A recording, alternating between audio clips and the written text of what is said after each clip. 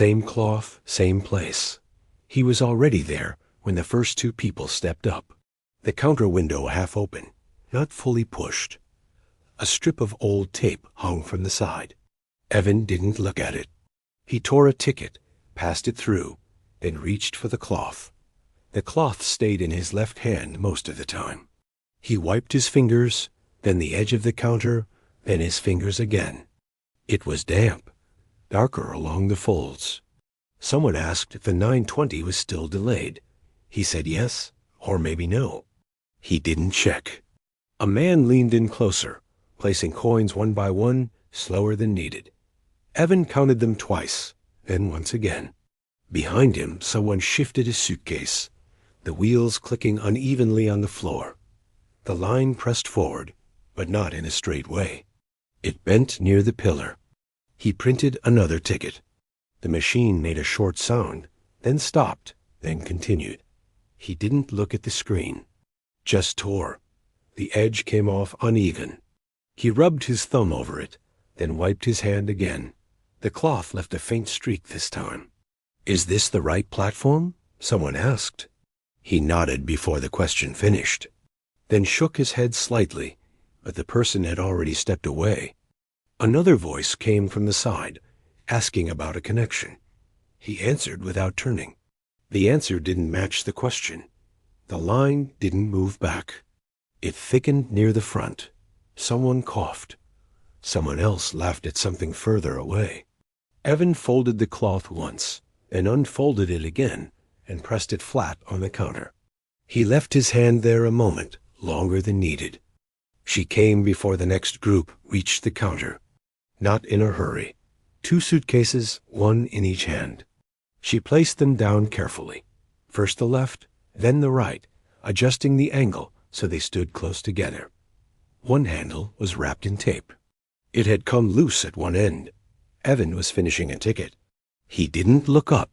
The woman stayed where she was, just to the side of the window, not fully in line.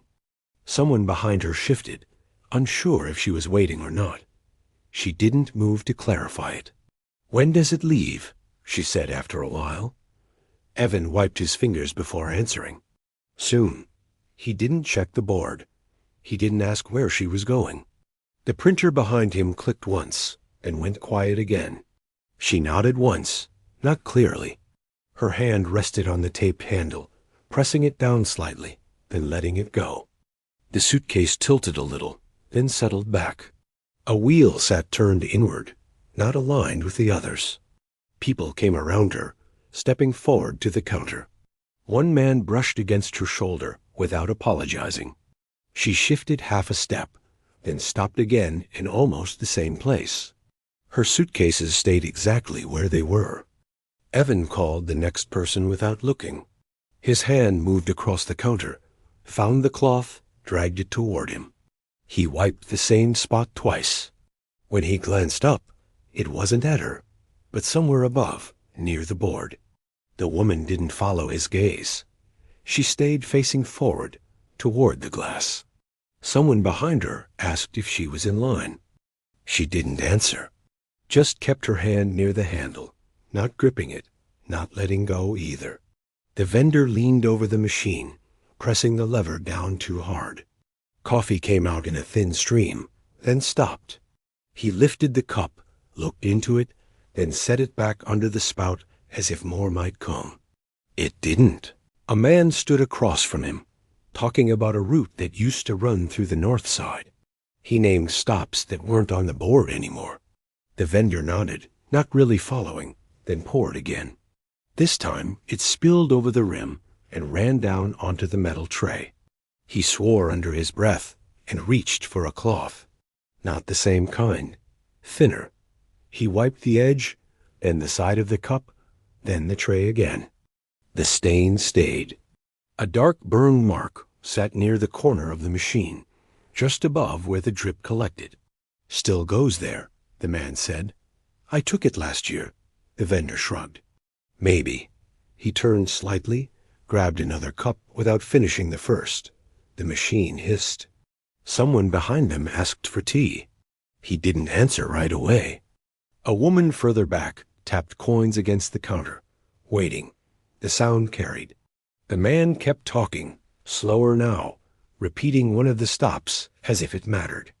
The vendor poured again, watching the stream this time, adjusting the cup with 2 fingers. Behind them, someone laughed sharply, then stopped.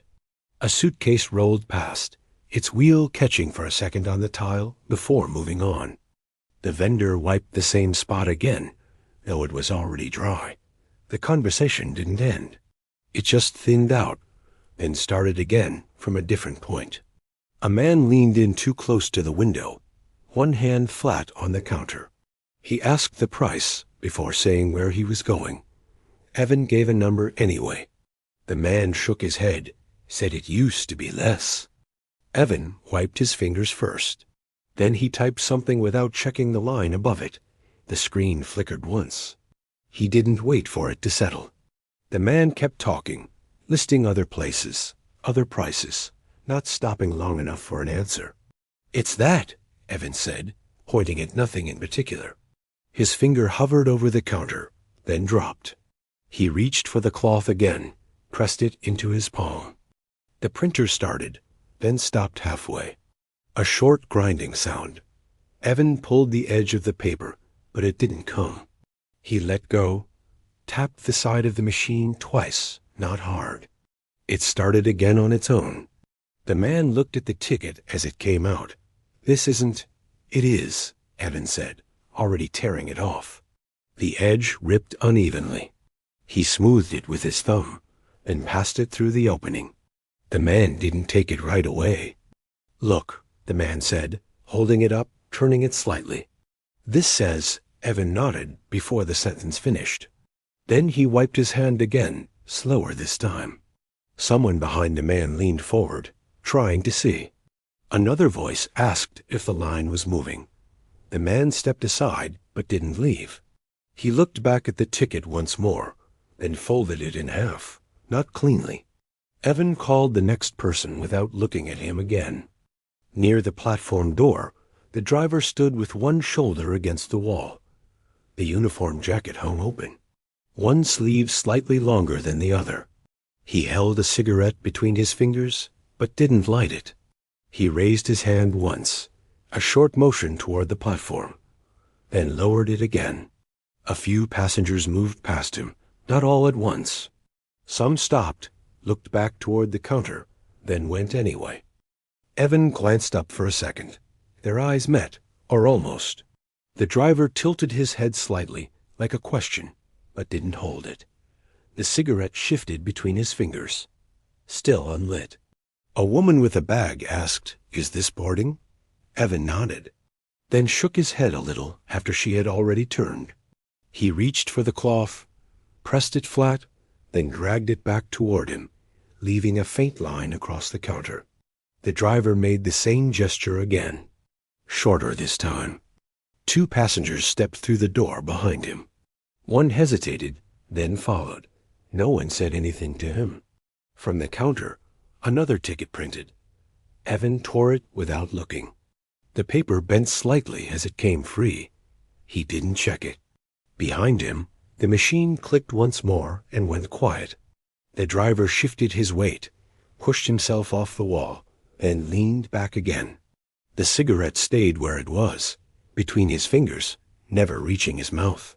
The speaker above the hall cracked before it said anything. A voice came through, then cut, then another voice started over it. 2 delays, different times, neither finished. People looked up, then back down. A few moved toward the counter at once, not in a line anymore. Someone pressed in from the side, holding a ticket already folded twice. Another raised a hand but didn't get through. Evan answered the first voice he heard. "Yes." He didn't ask what it was for. The second question came from his left. He ignored it, reached for the keyboard, typed something, stopped, then wiped his fingers. "No, that's changed," he said to someone he wasn't facing. The person in front of him leaned closer, trying to catch it. The speaker crackled again, repeating part of the first message, then cutting mid-word. A man tapped the glass lightly, not hard, Just enough. Evan nodded without looking up. The cloth was still in his hand. He pressed it into the counter, then lifted it and folded it once. Uneven? Platform? Someone asked. He pointed behind them. The direction wasn't clear. Two people turned anyway, bumping into each other near the edge of the queue. One of them laughed, then stopped when no one joined. The board above flickered, one line shifting, then returning. Evan glanced up, then back down before it settled. He printed another ticket without checking the destination. The paper came out clean this time. He tore it too quickly, the corner bending under his thumb. A call came through the speaker, clearer this time. The destination said once, then again. A short pause after it, as if something else should follow. It didn't. The woman didn't move. Her hand rested on the taped handle. The tape had lifted a little more, curling at the edge. One of the suitcase wheels still turned inward, not straight. Evan looked up when the name was repeated. He hesitated, then spoke toward her without raising his voice. "It's boarding." He didn't point. His hand stayed near the cloth. She shifted her weight from one foot to the other. Not stepping away, just a small movement. The suitcases stayed where they were, close together, almost touching. A man behind her leaned forward. "Are you going?" he asked, not loudly. She didn't answer. He waited a second, then moved around her, dragging his bag past, the wheels catching briefly on the tile. Evan wiped his fingers again, slower. "It's boarding," he said once more, though she hadn't looked at him. The printer behind him clicked, but didn't start. Through the glass, a few people were already moving toward the bus. The driver stood by the door, one hand lifted and lowered again. No one called her name, no one stopped. She adjusted the position of one suitcase slightly, just enough to straighten it. Then her hand returned to the handle, not gripping it. The bus door stayed open. The line at the counter shifted, but she remained where she was. The janitor came through from the far side, pulling the bucket behind him. The wheels made a low sound, uneven, one of them catching every few steps. Water moved inside the bucket, close to the rim. He didn't slow when he reached the waiting area, just kept pulling. The mop dragged along the floor, leaving a thin line behind it, darker than the tiles. It didn't spread right away. It stayed in a narrow trail. People noticed late. One woman lifted her bag just before the water reached it. Another stepped back too quickly and bumped into someone behind her. A short complaint, not directed at anyone. "Watch it," someone said. The janitor didn't look up. He stopped once, near the middle, dipped the mop back into the bucket, then pressed it down without wringing it properly. More water spilled over the edge, running along the same path. Evan glanced toward the movement, then back to the counter. His hand rested on the cloth, not moving. The next passenger leaned in, placing money down carefully, avoiding the wet edge that had reached the base of the counter. A suitcase wheel rolled through the line of water and left a wider mark beyond it. The pattern stretched across the floor, breaking where footsteps crossed it. Someone lifted their foot and shook it once, then continued. The janitor resumed walking. The bucket tilted slightly as it moved. A thin stream followed behind, not stopping. He passed behind the woman without touching her or the suitcases. She didn't step away. The water curved around one wheel, then continued forward. A man stepped up, already speaking before he reached the glass. He said the destination once, then again, slower the second time, as if that might fix something. His hand stayed on the counter, fingers spread. Evan started typing. He stopped after a few keys, not looking at the screen. His thumb rubbed against his index finger. Then he reached for the cloth, but didn't pick it up. Just touched it. "There?" "Yes," the man said. Evan nodded. Not fully. His eyes stayed down. He moved the cursor, then back again, like he had lost the line. The printer behind him made a short click, but didn't begin. The man leaned closer. "You got it?" Evan pressed a key. The machine started this time. He watched the paper come out for a second, then looked away before it finished. His finger rested on the edge of the counter, leaving a faint wet mark where it touched. The man repeated the destination again. Quieter now. Evan nodded once more, already tearing the ticket before the last line had fully printed. The edge came off uneven. He didn't smooth it this time. "Is that?" "It's fine," Evan said, not checking. He passed it through. The man took it, looked down, then back up, but Evan had already turned slightly, reaching for the next blank. Behind them, a suitcase rolled across the damp floor, its wheel dragging a thin line that crossed the one from before. The speaker crackled again, but didn't form words. Evan wiped his finger on the cloth at last, then left the cloth where it was. The platform thinned without anyone marking the moment. One bus pulled out slowly, then another. The sound stayed behind a little, then went. The driver stood by the door of the last one still open, one hand on the frame. He looked toward the counter once. Not long. Then he turned back and lifted his hand, a small motion, enough for the people already near him. A few stepped up, not many. Evan printed one more ticket. No one stood directly in front of him now. He tore it anyway, and held it for a second before setting it down beside the register. He didn't call out. The woman was still there, both suitcases beside her, close as before. One wheel still not straight, though she had shifted it earlier. Her hand rested near the handle again, not holding it. The driver waited a moment longer, then pulled the door halfway, stopped, and closed it the rest of the way. The bus moved with space still inside it. No one ran after it. The board above the counter flickered. One line disappeared, then came back blank. Evan looked up at it, then down again. His hand found the cloth. He folded it once, then again, more carefully this time. He placed it beside the register, flat, and didn't pick it up again. His fingers stayed where they were, resting on the edge of the counter. The woman remained in front of him, facing the glass. Neither of them spoke.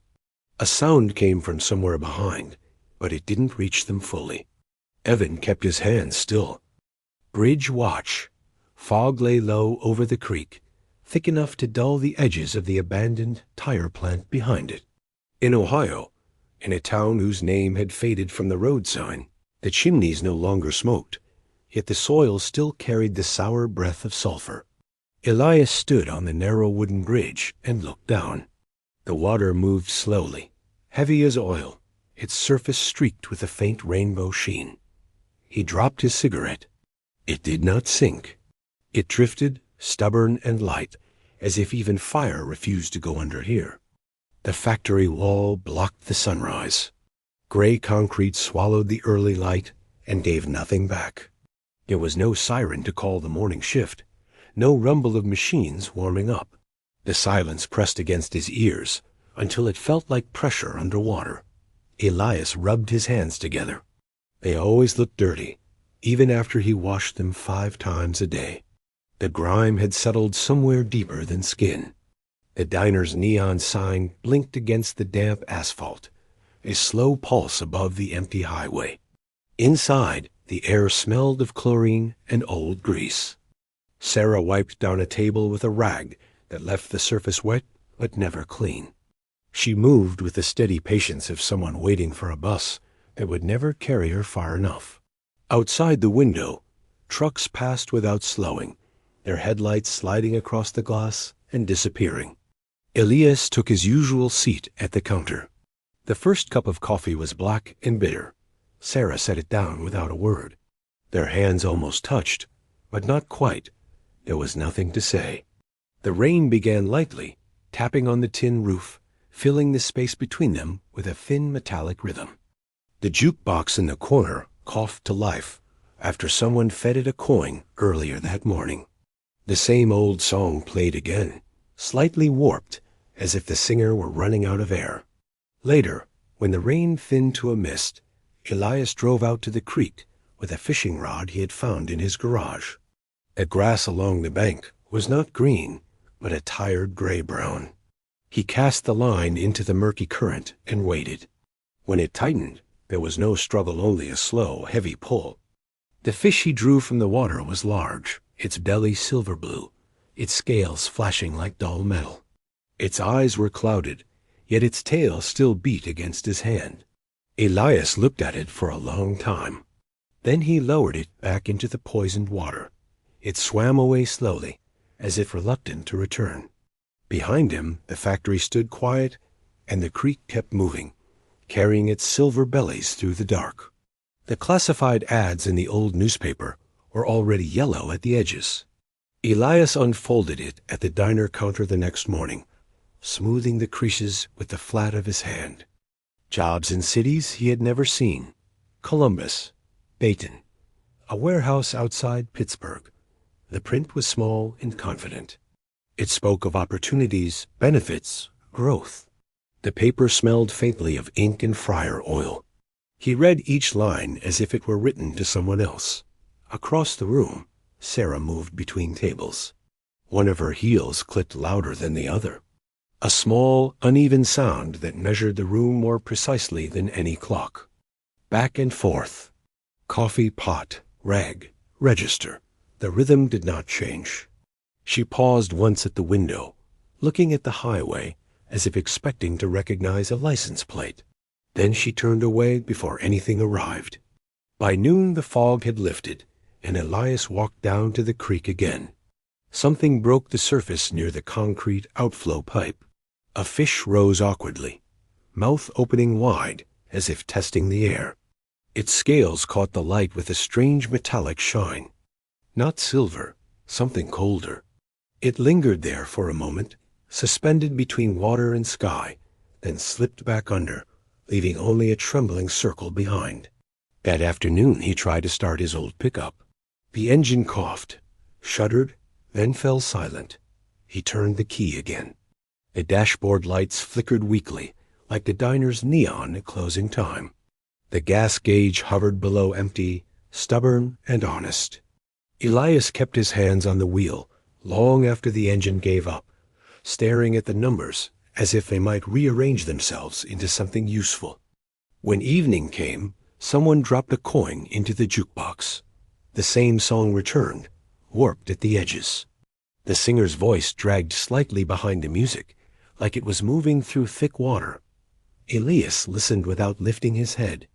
Sarah set down his second cup. Her fingers brushed his for a brief second, cool, dry, without tremor. Neither of them reacted. Outside, the highway stayed empty, and the creek, not far away, continued carrying its quiet, shining bodies downstream. The mirror in the gas station restroom was stained along the edges, as if the silver backing had begun to rot.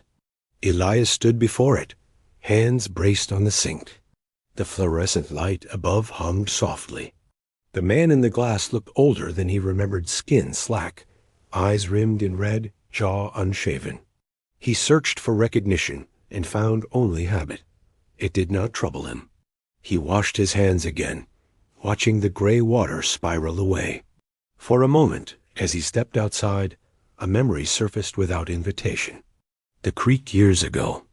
Boys diving from the same narrow bridge.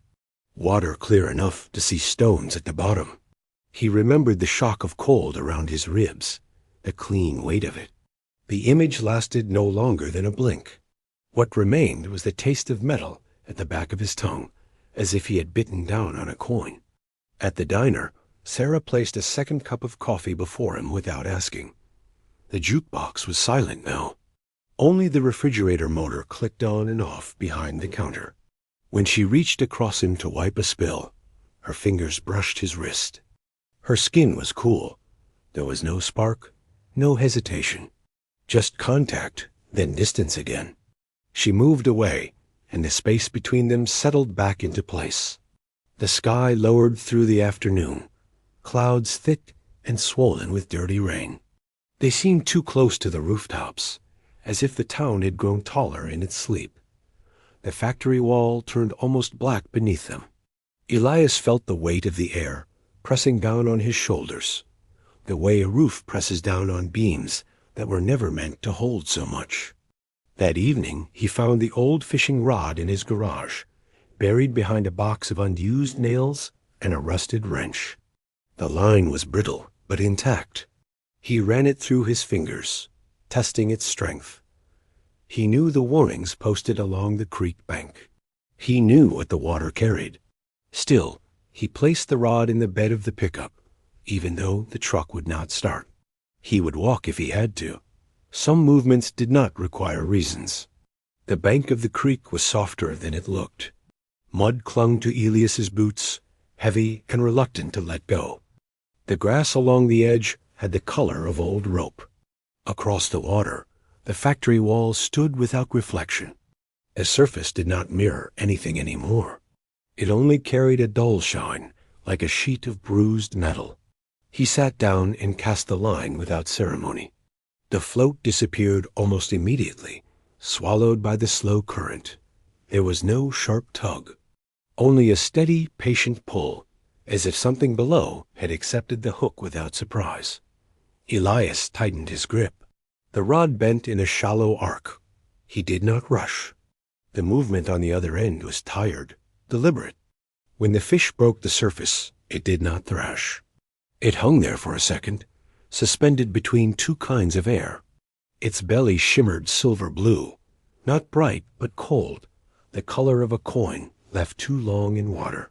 The scales caught the weak light and returned it without warmth. Its eyes were clouded, unfocused. Still, the tail beat once against Elias's wrist, a slow reminder of effort. He held it in both hands. The weight was real, solid. The body pulsed faintly, stubborn in its rhythm. In the curve of its belly, he saw the same dull sheen that coated the creek. He saw the factory windows reflecting nothing. He saw Sarah wiping down tables under a neon light that blinked without urgency. There was no revelation in it, only recognition. After a while, he lowered the fish back into the water. He did it carefully, supporting its body until the current took over.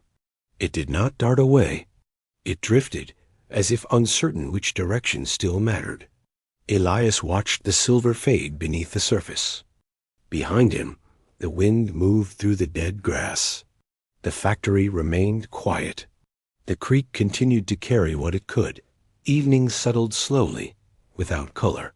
The last strip of sunlight caught in the broken windows of the factory and split into dull fragments. For a brief moment, the glass glowed, almost beautiful, before the light thinned and slipped away. Elias stood near the diner door, watching the reflection fade. The air smelled of wet asphalt and old oil. He lit a cigarette. The smoke rose straight up. There was no wind left to disturb it. Inside, chairs scraped lightly against the floor as Sarah stacked them on the tables. The neon sign above the window blinked once, hesitated, then held steady. Through the glass he could see her moving in small, precise gestures, wiping what was already clean. When she stepped outside, she locked the door without looking at him. The key turned with a dry click. She paused beside him, close enough that he could feel the coolness from her coat sleeve. Neither spoke.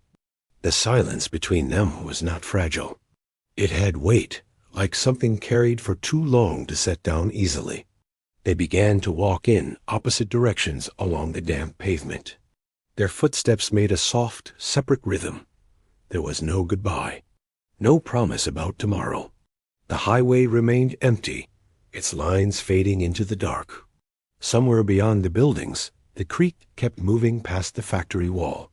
Under the surface, the fish turned slowly through the murky current, their bellies catching what little light remained. Above them, the sky deepened into a uniform gray. A single point flickered high overhead, perhaps a star, perhaps an aircraft. It was difficult to tell. The town did not react. It simply stayed where it was, listening to the quiet flow of water that never stopped. Morning returned without announcement. The fog was thinner now, stretched like worn fabric above the creek. Elias stood again on the narrow bridge, hands in his jacket pockets. The water looked unchanged, thick, patient, carrying its quiet sheen. If the fish remembered his touch, it gave no sign. The surface closed over every disturbance. At the diner, Sarah unlocked the door at 6 sharp. The neon sign flickered back to its slow pulse. Inside, the air held the same mix of chlorine and stale grease. She poured the first pot of coffee and watched it drip, dark and steady. Outside, the highway exhaled a single truck that did not slow down. Elias entered without greeting. He took his seat at the counter. The newspaper lay folded where he had left it the day before. He did not open it. Sarah set a cup in front of him. Their fingers avoided each other this time, not out of caution, but out of habit refined. The jukebox remained silent. Even it seemed tired of its own voice. Later, he walked past the factory fence. The chain links were rusted at the bottom, eaten away where the ground stayed damp. A section of warning tape fluttered weakly. Its letters faded into abstraction. Through a cracked window, he could see the outline of old machinery, shapes that once turned with purpose. Now they stood as if waiting for instruction that would never arrive.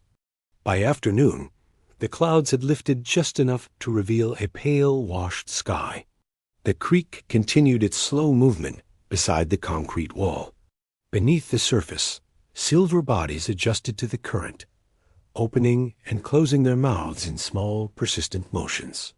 Above them, the town resumed its quiet repetition. Nothing resolved, nothing worsened. The day simply continued, carrying its weight without comment. The days began to resemble one another so closely that Elias stopped measuring them. Morning fog, coffee, the faint tremor of trucks passing without destination. The factory remained a gray presence at the edge of everything, its windows blank, its yard overgrown with weeds the color of rust. Even the sulfur smell seemed less sharp, as if the air itself had grown accustomed to it. Sarah started wearing a different pair of shoes. The uneven click was gone. Her steps became softer, harder to follow. Elias noticed the absence more than he had noticed the sound. She worked the same shifts, wiped the same tables, poured the same black coffee. Once she stood a little longer at the window, watching the creek's direction as if it might suggest her own. Then she returned to the counter without explanation. One afternoon, a storm gathered quickly over the highway. Rain struck the diner roof in a harder rhythm than before, drumming without pause. The neon sign flickered twice and went dark. Inside, the room felt smaller, held together only by the hum of the refrigerator and the smell of wet coats. Elias and Sarah stood near the doorway, not speaking, listening to the rain strike metal and asphalt. When the storm passed, the creek had risen slightly. The water pressed higher against the concrete wall, pushing debris along its surface branches. A plastic bottle, a strip of faded caution tape. For a moment, a silver flash appeared beneath the current. Then it vanished, swallowed by the murk. Elias did not move toward it. He kept his hands at his sides. That evening, as Sarah locked the door again, she glanced briefly in his direction. It was not a question, not an invitation, just acknowledgement. Elias nodded once, almost imperceptibly. They walked away along separate stretches of pavement, their silhouettes thinning into the dark. Behind them, the creek carried its silver bellies forward, steady and unremarked, beneath a sky that offered no sign of change. Autumn arrived without color. The trees along the creek did not turn bright. They only dulled, as if a layer of dust had settled over them. The factory windows reflected a thinner sun. Elias felt the cold first in his hands. He washed them more often now, though the water from the tap ran lukewarm and left a faint smell he could not place. At the diner, the mornings grew quieter. Fewer trucks stopped. Fewer coins found their way into the jukebox. Sarah counted the register twice at the end of each shift, as if expecting the numbers to change if she looked long enough. Once she mentioned that the bus route had been reduced. She said it without emphasis, wiping down the counter in small circles. Elias nodded. The statement required no response. One evening he walked the length of the factory fence. A section had collapsed inward, the metal bent like tired ribs. He stepped through and stood in the yard. Weeds pushed through cracked asphalt. A stray dog watched him from a distance, then turned away. Inside the building, the machines stood in rows, coated in a thin film of gray. He touched one of them. The metal was colder than the air. By the creek, the water had grown slower, heavier with fallen leaves that did not sink. Elias stood at the bank without his fishing rod this time. The surface carried a faint shimmer beneath the overcast sky. For a brief second, a silver belly rolled near the top, catching the weak light. Then it righted itself and disappeared into the brown. That night, Sarah did not pause when she locked the diner door. She slipped the key into her pocket and walked toward the bus stop at the edge of town. The bus arrived late, its headlights dim. Elias watched from across the street. She stepped on without looking back. The door folded shut. The vehicle pulled away slowly, its red taillights shrinking into the highway's dark. The creek kept moving beside the silent factory, and the town remained where it was, listening to water that carried what could no longer stay. The next morning the diner opened on time. The neon sign flickered, steadied, and held. Inside, the air smelled the same chlorine, old grease, coffee grounds. A different waitress stood behind the counter, younger, quieter. She moved as if careful not to disturb anything that might break. Elias took his usual seat. He did not ask about Sarah. The new girl poured his coffee without meeting his eyes. Her hands were clean, her apron unstained.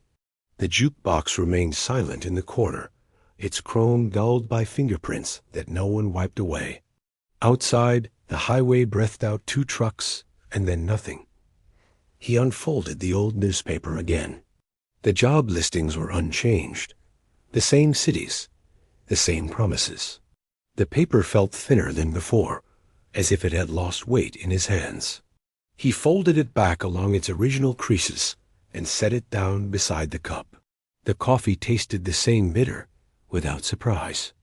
Later, he walked to the creek. The fence at the factory yard swayed slightly in the wind, one loose panel tapping against the post in a slow rhythm. The water moved under a low sky, carrying leaves, a piece of wood, a dull flash beneath the surface. A silver body turned once, briefly visible, then settled deeper into the current. Elias stood there until the cold reached through his jacket. He did not light a cigarette. He did not cast a line. The factory remained a gray wall against the horizon. The creek kept its pace, steady and indifferent. Above it, a single aircraft crossed the sky, its light blinking with mechanical certainty. For a moment, it resembled a star. Then it was gone, and the town continued listening to the quiet water as if it were the only sound left. Winter came without snow. The air hardened instead, thin and metallic, settling over the creek and the factory yard. The water moved more slowly now, dark and compact, carrying no leaves, no visible debris. Elias stood on the bridge once more. His breath rose in brief, white threads that vanished quickly. The diner's neon flickered weaker in the cold. Inside, the younger waitress worked without speaking. Fewer customers came through the door. The jukebox no longer turned on at all. It stood like an object from another decade, its curved glass reflecting only the counter, and the man sitting there with his hands wrapped around a cup for warmth rather than taste. Elias began walking past the factory each afternoon. Frost edged the broken windows. The collapsed section of fence had stiffened into place, the metal frozen where it bent. He no longer stepped inside. He only paused, looking at the blank wall as if expecting some movement behind it. None came. At the creek, the surface showed no silver. Whatever moved beneath did so without revealing itself. Elias remained on the bank for a long time, listening to the slow friction of water against concrete. He felt no urge to fish, no urge to test the depth again. The current carried what it carried, unseen. One evening, as he left the diner, the neon sign failed to light at all. The building stood dark against the highway. Elias looked up once, then turned his collar against the cold and walked home. The factory, the creek, the road, they remained where they had always been. The water kept moving through the narrow channel, steady and without announcement, beneath a sky that offered nothing in return. Spring announced itself only through mud. The frost withdrew without ceremony, leaving the ground soft and uneven. Water collected in shallow depressions near the factory wall. The creek swelled slightly, its surface restless but still opaque. Elias stood on the bridge again, watching the current press against the banks as if testing their patience. The diner reopened its neon after a minor repair. The light blinked uncertainly, then steadied into its familiar pulse. Inside, the younger waitress had grown more efficient. She spoke when necessary, her voice flat and brief. The coffee tasted the same. Elias sat at the counter and listened to the refrigerator hum, to the scrape of ceramic against metal. A truck stopped one afternoon, an unfamiliar logo on its side. The driver asked about the factory, about whether anything was reopening. The waitress shook her head. Elias watched from his seat, but did not join the conversation. The truck left as quickly as it had arrived, carrying its questions back onto the highway. At the creek, something broke the surface near the outflow pipe. A fish turned sideways for a second, exposing a pale flash beneath the gray water. The belly still held that faint metallic sheen. It did not linger. It slipped under again, leaving only a small disturbance that flattened almost immediately. Elias remained on the bank until dusk softened the outlines of the buildings. The factory wall absorbed the last of the light without reflection. The creek continued its steady passage, neither cleaner nor worse. The town moved through another day without declaration. Nothing returned. Nothing ended. The water kept its course, and the man on the bridge kept watching it go. By early summer, the mud hardened again. Grass pushed through the cracked edges of asphalt around the factory yard, thin and uneven. The creek narrowed slightly, its surface smoother now, less restless. Elias stood on the bridge, as he always had, not searching for anything in particular. The water carried a faint shimmer in the heat, as if remembering something it could not restore. At the diner, the neon sign worked without flicker for the first time in months. The younger waitress moved confidently between tables. There were a few more customers now, construction workers passing through, a salesman who stayed long enough to complain about the roads. Elias listened without interest. He drank his coffee slowly, hands steady on the cup. One afternoon he walked along the factory fence and noticed that the loose panel had been removed. Someone had secured the gap with fresh wire. The yard looked smaller from the outside. The broken windows remained, but they no longer seemed to wait for anything. Elias touched the fence briefly, feeling the warmth the sun had left in the metal. At the creek, a silver body surfaced again, larger than he remembered. It rolled once in the shallow light, belly flashing a muted blue-gray before settling back into the current. The movement was neither frantic nor weak, just present. Elias did not reach for a rod. He watched until the surface returned to its usual dull sheen. That evening, as the sun lowered behind the factory wall, the town held its quiet shape. The highway carried its distant hum. The diner lights glowed steadily. Elias turned from the bridge and began walking home. The creek continued forward, bearing its hidden silver through water that was neither clear nor entirely lost. Late summer pressed down on the town with a steady heat. The asphalt near the diner softened slightly under tires, holding faint impressions that disappeared by morning. Elias moved more slowly now, not from fatigue, but from habit shaped into routine. The bridge boards creaked beneath his weight in the same places each day. The creek ran lower, revealing stones along the edges that had not been visible for years. The water still carried its muted sheen, but it seemed thinner, stretched over the bed like warm fabric. Once, near dusk, a fish broke the surface with a sharper motion than before. Its belly flashed silver in the angled light, almost bright. Then it was gone, leaving the surface to settle in widening circles. At the diner, a small radio had replaced the silent jukebox. Soft music filled the room, barely louder than the hum of the refrigerator.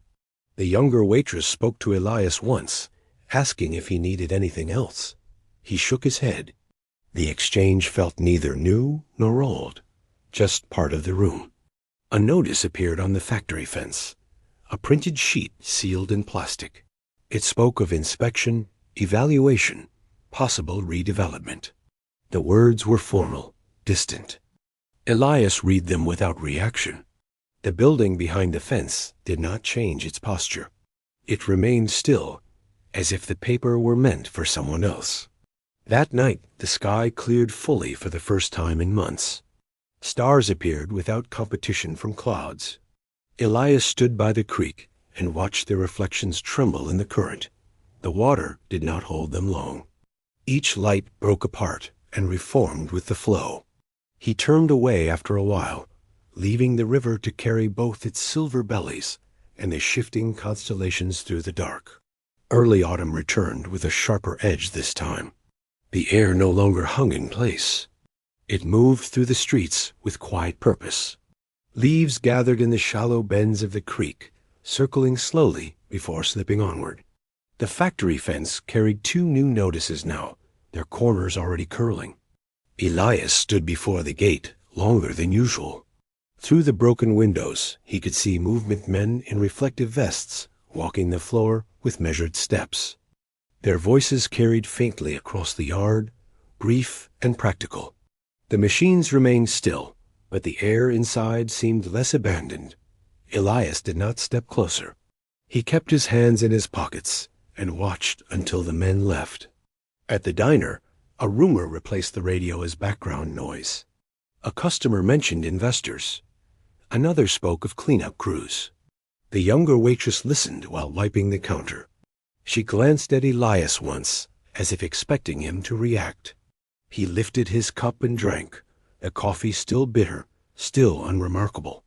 That afternoon, the creek ran higher after a brief rain. The surface churned more actively, disturbing the usual dull calm. For a moment, several fish surfaced at once, quick flashes of silver blue beneath the gray sky. They did not linger. They vanished beneath the current as swiftly as they had appeared, leaving only ripples that met and dissolved. As evening settled, a light flickered inside the factory for the first time in years. Not bright, not steady, just a pale glow behind a cracked pane. Elias stood on the bridge and watched it reflect faintly in the moving water. The town did not celebrate. The diner closed at its usual hour. The highway carried its distant hum. The creek continued forward, bearing both its hidden silver and the dim reflection of something beginning, or perhaps only stirring behind the wall. The trucks arrived before dawn. Their engines idled outside the factory gate, low and patient. Elias heard them from his kitchen window and knew the sound before he saw the headlights. When he stepped onto the bridge later, the yard was no longer empty. Temporary floodlights cast pale circles across the cracked asphalt. The chimneys remained cold, but the silence had shifted.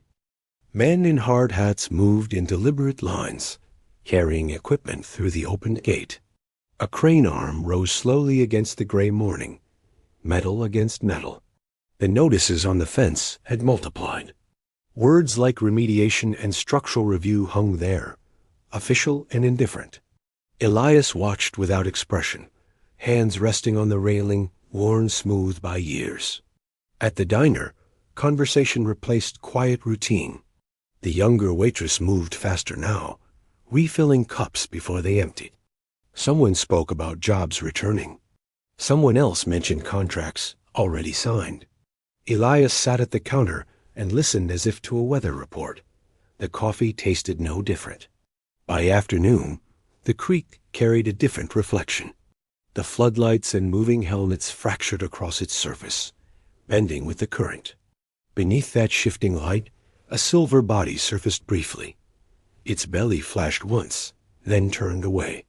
The water closed over it, as it always had. When evening came, a steady hum remained where there had once been none.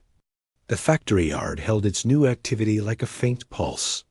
Elias stood on the bridge until the light inside the building steadied into something almost constant. He did not step toward the gate. He did not step away quickly either. The creek continued forward beneath him, carrying its hidden silver through water that no longer seemed entirely still. Work began in earnest the following week. The factory yard filled with scaffolding and portable offices. A temporary generator coughed through the mornings, feeding cables that ran like veins across the ground. The chimneys stayed cold, but the air carried the faint scent of fresh-cut metal instead of sulfur. Elias crossed the bridge and paused as he always did, though the view had altered. Inside the fence, crews dismantled sections of wall paneling. Broken glass disappeared. Windows were boarded or replaced. The machines remained where they had stood for years, but now they were being measured, catalogued, marked with chalk. Elias watched a man wipe dust from a control panel, revealing buttons that still held their faded color. Nothing moved on its own yet. At the diner, 2 new faces took seats at the countermen from out of town, judging by their boots and clipped accents. They spoke of timelines and permits, of safety inspections and phased reopening. The younger waitress listened carefully, asking brief questions. Elias finished his coffee and set the cup down quietly, leaving before the conversation reached him. The creek flowed unchanged beneath the noise. When heavy equipment rolled across the yard, vibrations trembled faintly through the ground, disturbing the water's surface. Once, a fish surfaced closer to the bank than usual. Its belly flashed in the fractured light of a passing crane.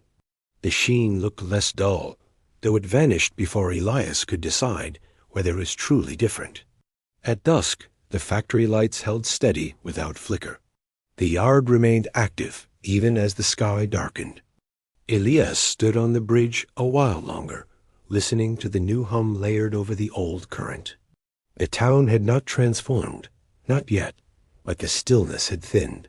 Beneath him, the creek kept moving forward, carrying its quiet silver through water that no longer belonged entirely to silence. By midweek, the noise had settled into a pattern. Trucks arrived at the same hour each morning. Metal struck metal in short, controlled bursts.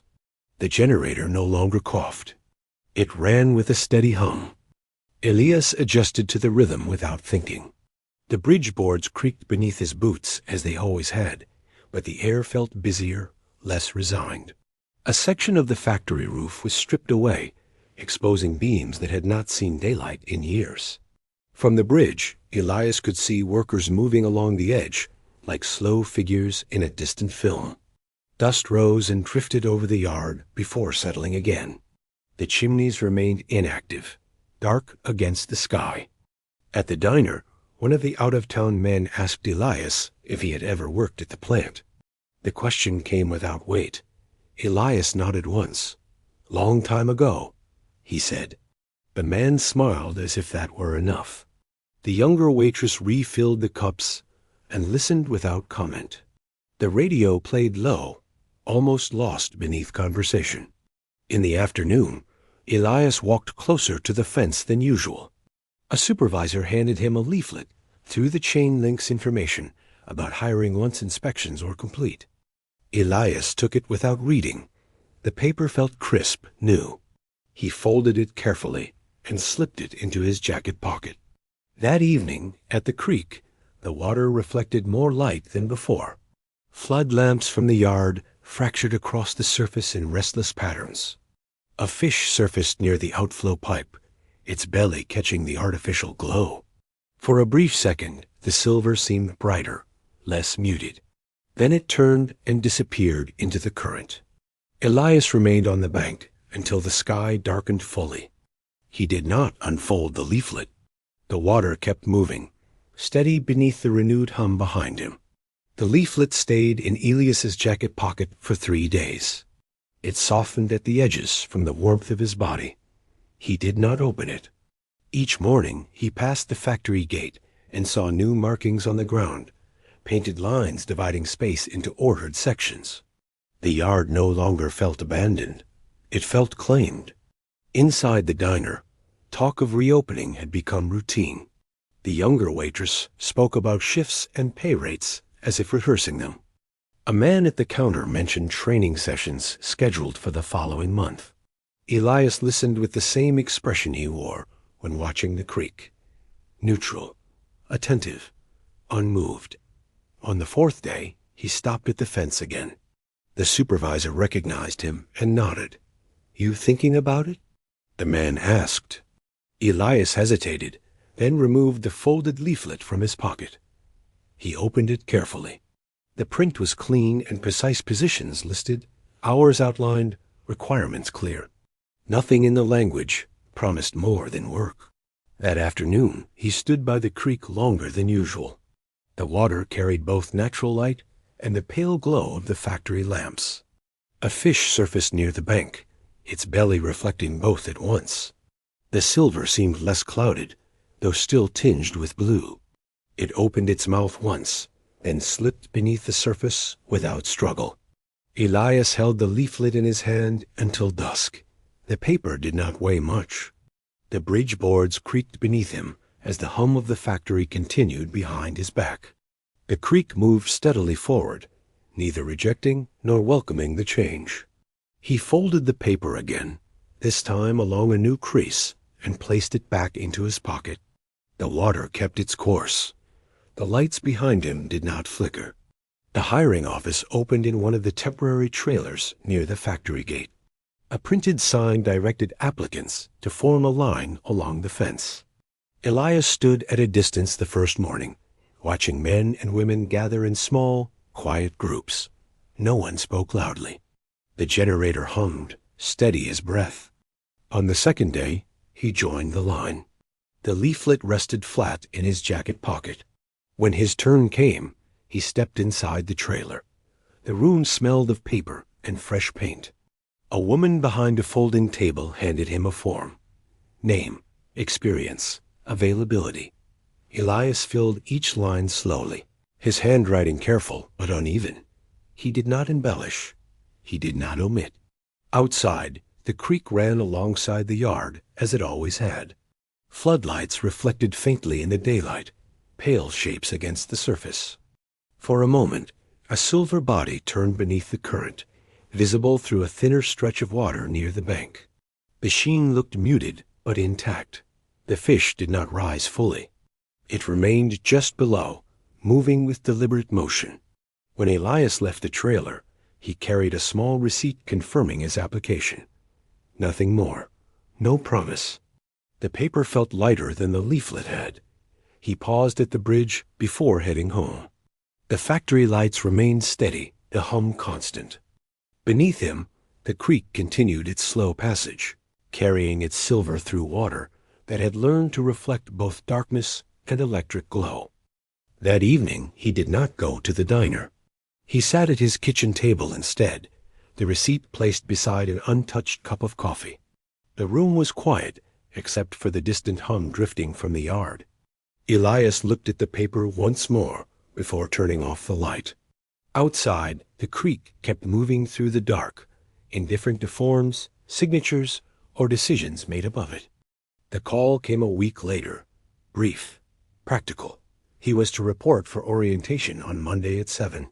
Elias thanked the voice on the line and set the receiver back into its cradle. The kitchen returned to silence.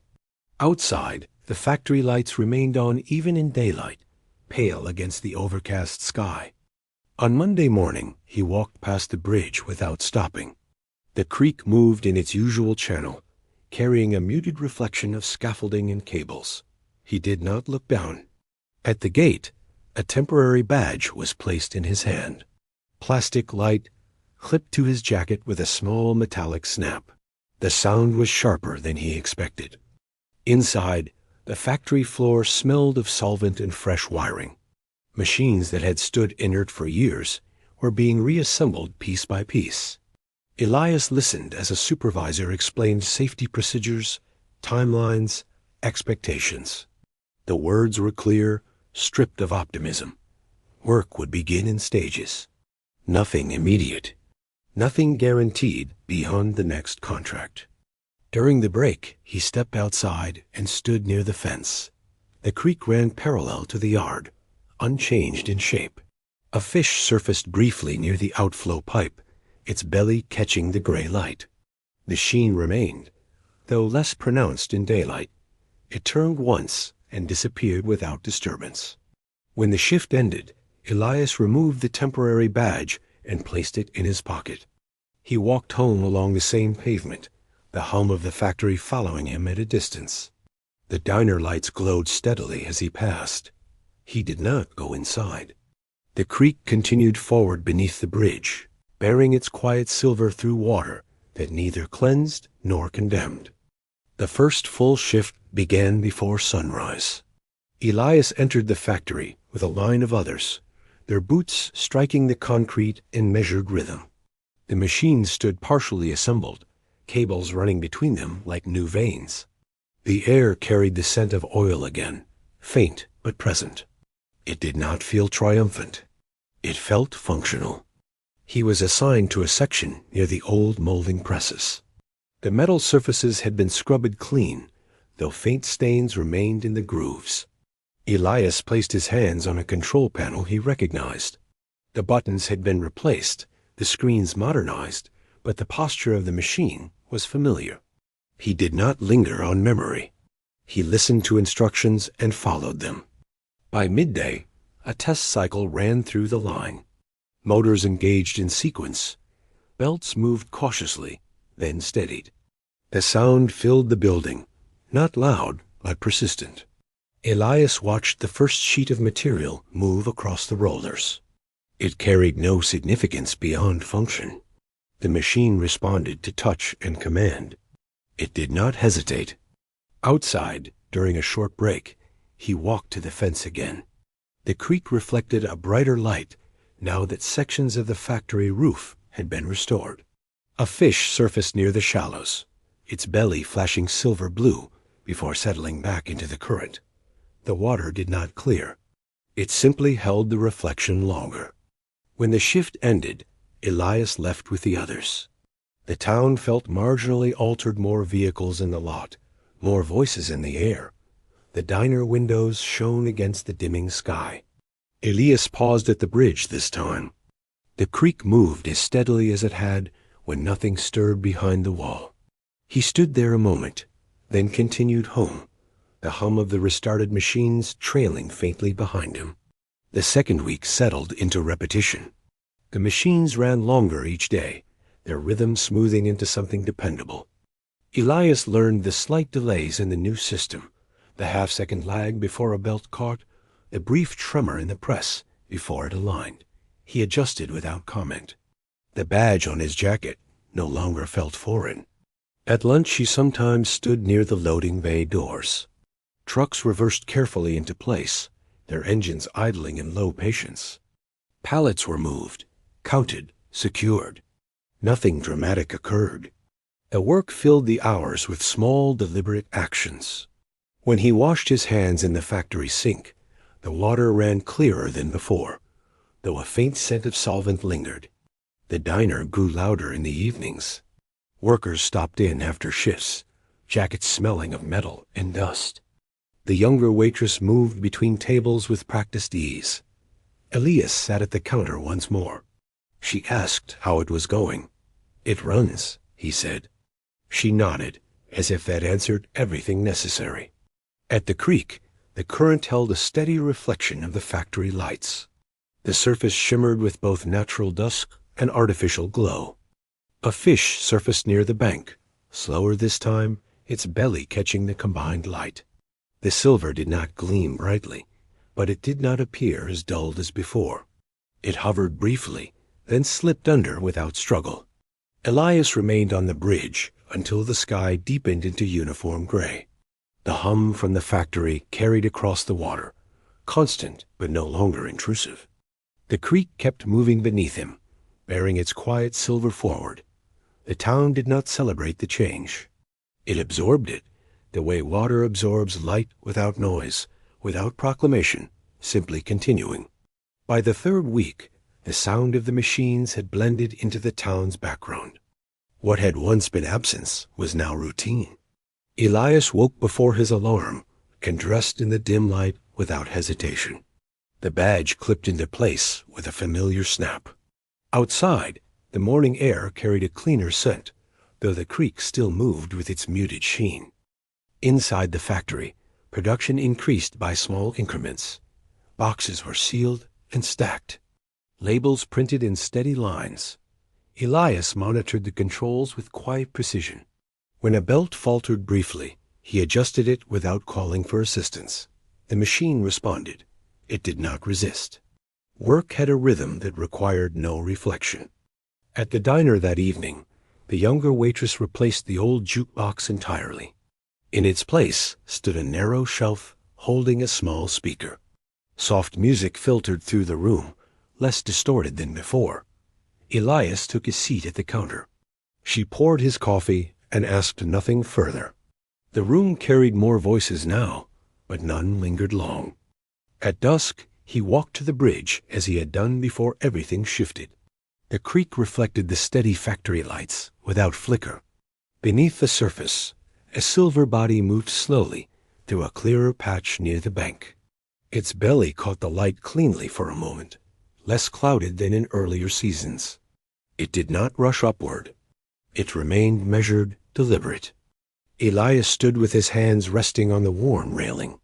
The factory hum continued behind him, constant and unremarkable. The creek flowed forward, carrying both old residue and new reflection. Nothing declared itself finished. Nothing promised permanence. The water moved as it always had, and he watched it, no longer waiting for stillness to return. Autumn deepened without announcement.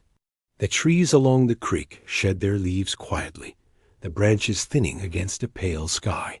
Inside the factory, the lines ran at full capacity now. Boxes moved in steady succession. Forklifts turned with practiced arcs. Elias no longer needed instruction. His hands moved over the controls with a calm familiarity that did not require thought.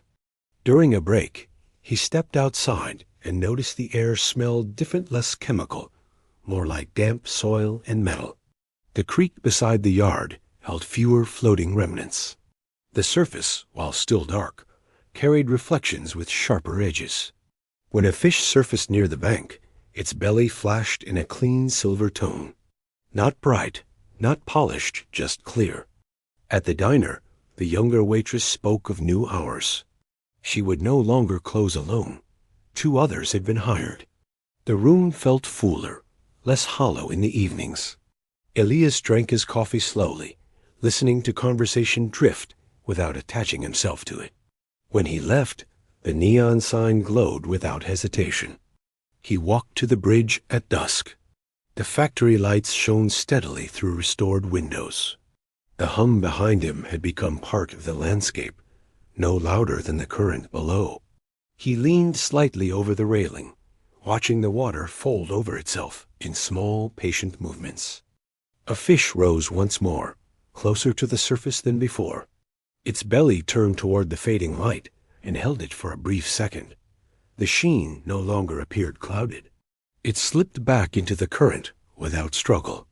Elias remained there until the sky darkened fully. The town did not celebrate.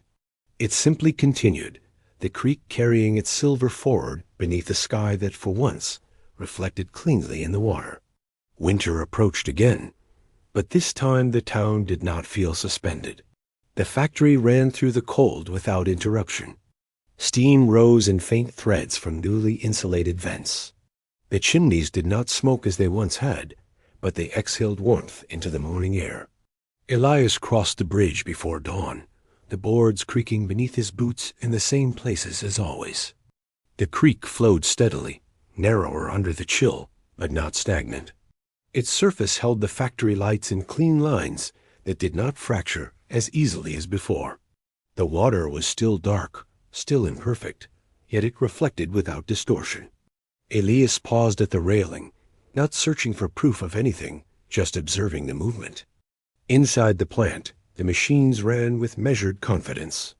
Elias adjusted settings, checked gauges, moved between stations with quiet assurance.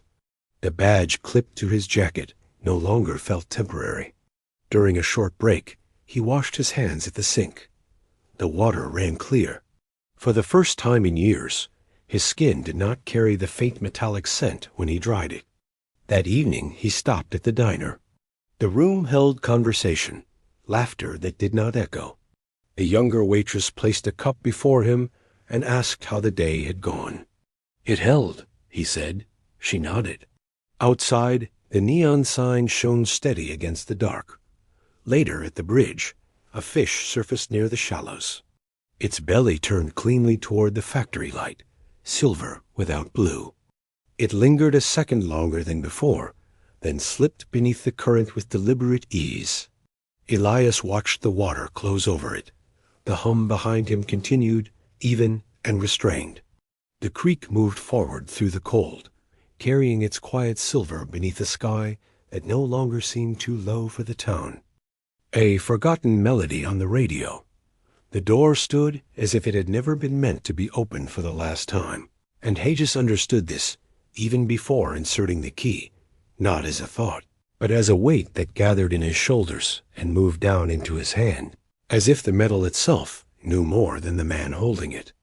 The key was cold, not from the evening air, but from having long rested in another person's palm, and only after a few moments did it begin to warm slowly, absorbing the body's heat like an old memory that returns not because it is needed, but because it never truly left. The lock resisted not out of principle, but out of habit, as if it had forgotten that it still had to open, and Hages did not turn the key immediately, but slightly to the side, barely a millimeter, then gave it a small jerk. That tiny movement, known only to him, something no one had ever learned or inherited, because no one had ever needed it. The metal clicked dryly. In the empty corridor, the sound expanded, and for a moment it became too large for this place, too loud for this hour, and Hages felt how that sound closed something, even though the door was only just preparing to open.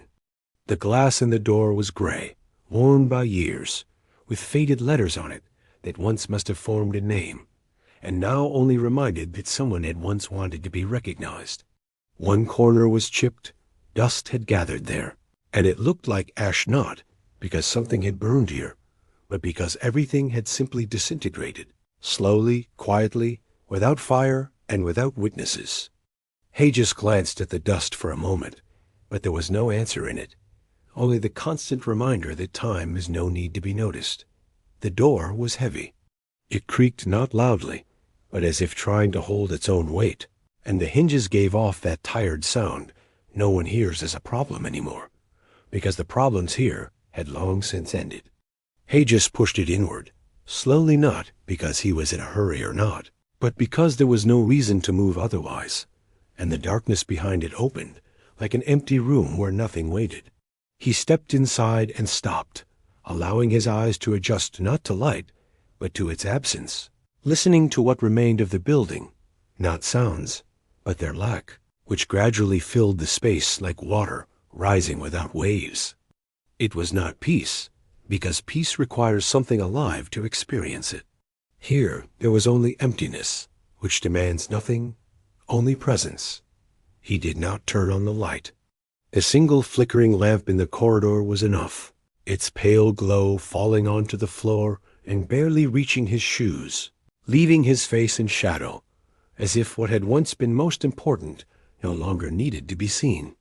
Hages placed the keys on the small table by the wall, and they made a brief sound metal against wood, but in that sound there was something final, something that would not return to his pocket, because there was no longer any reason for it to do so.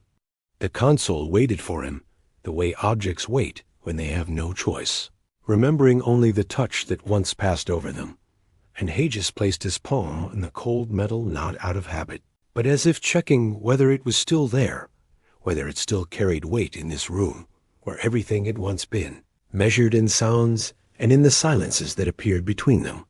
The metal beneath his hand did not move, and yet he felt that faint, almost imperceptible vibration that begins even before the current is switched on, as if the machine had its own breathing, only held back for too long.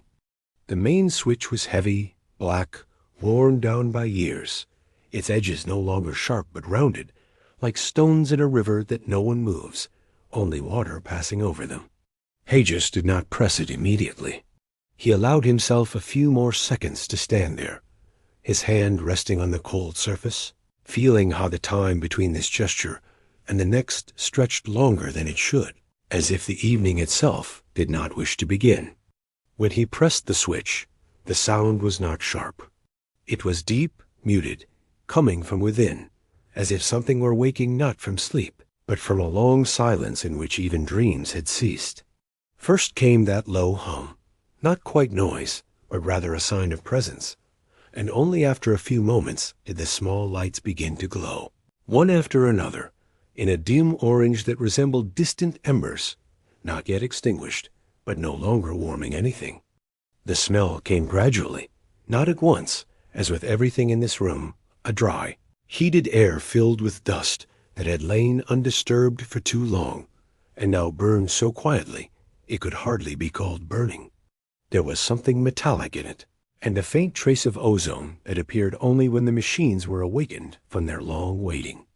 Hages inhaled deeply, not because he needed to, but because it was the only smell that still held meaning, the smell of work that does not end when strength runs out, but when there is no one left to listen. He took out the first record slowly, holding it by the edges the way one holds things that still have value, even if no one else acknowledges it anymore. The vinyl was cold and smooth, its surface catching the light as if it were water no one had ever touched. Hages's fingers did not touch the grooves, not out of respect for the music, but out of a habit that, over the years, had become something closer than any feeling. The disc began to spin, slowly at first, then faster, until the motion became continuous, almost invisible, and only the reflection of light revealed that something was still happening. Hages lifted the tone arm, and that moment when it hung in the air was brief, yet filled with a kind of silence deeper than the room itself. It was the place between beginning and end, where it would still be possible to do nothing, if only there were a reason to stop. The needle descended slowly, and the first sound was not music, but that fragile, almost sacred crackle when dust meets metal, and from that contact a sound is born that is never clean. Hages watched as the needle found its path in the groove, and it became clear to him that everything else no longer mattered. The circle had begun to turn, and he himself was only another part of that motion, which would end where everything always ends, in the center, where only silence remains. The blues entered the room not as music, but like an old man who no longer knocks, because he knows the door will open anyway. And the first sounds of the guitar unfolded slowly, heavily, as if they had been held too long somewhere between wires and dust before finally being released. They did not try to prove anything, did not try to please. They simply were, and in that being there was a kind of simple, unadorned acceptance that can only be heard when there is no one left to lie to. The surface of the vinyl turned quietly, yet in its sheen it reflected everything that remained in the room, the light of the lamps, the edges of the console, Hages's hands, which now seemed heavier than they had an hour before. The record resembled a closed circle in which every rotation was the same as the last, only slightly closer to the end, and Hages watched it as if it were the only honest clock still working. The needle trembled almost imperceptibly as the grooves deepened, and that mechanical vibration, passing through the speakers, became a low, slightly hoarse sound that filled the room not with volume, but with weight. The old monitors responded as they always had, with that faint rasp that was not a flaw, but rather a memory of a time when sound still had a body, and not just numbers on a screen. Hages felt that vibration in his chest, as if something were knocking quietly from within, without any urgency to be heard. Numbers flickered on the corner display, clean, precise, without weight, and their light felt foreign in this room, as if it had wandered in from another world where everything happens without dust, without smell, and without memory. Hedges turned his gaze away from them, not out of hostility, but out of a simple understanding that this was no longer his language, and that he had lived too long among things that are not measured in numbers.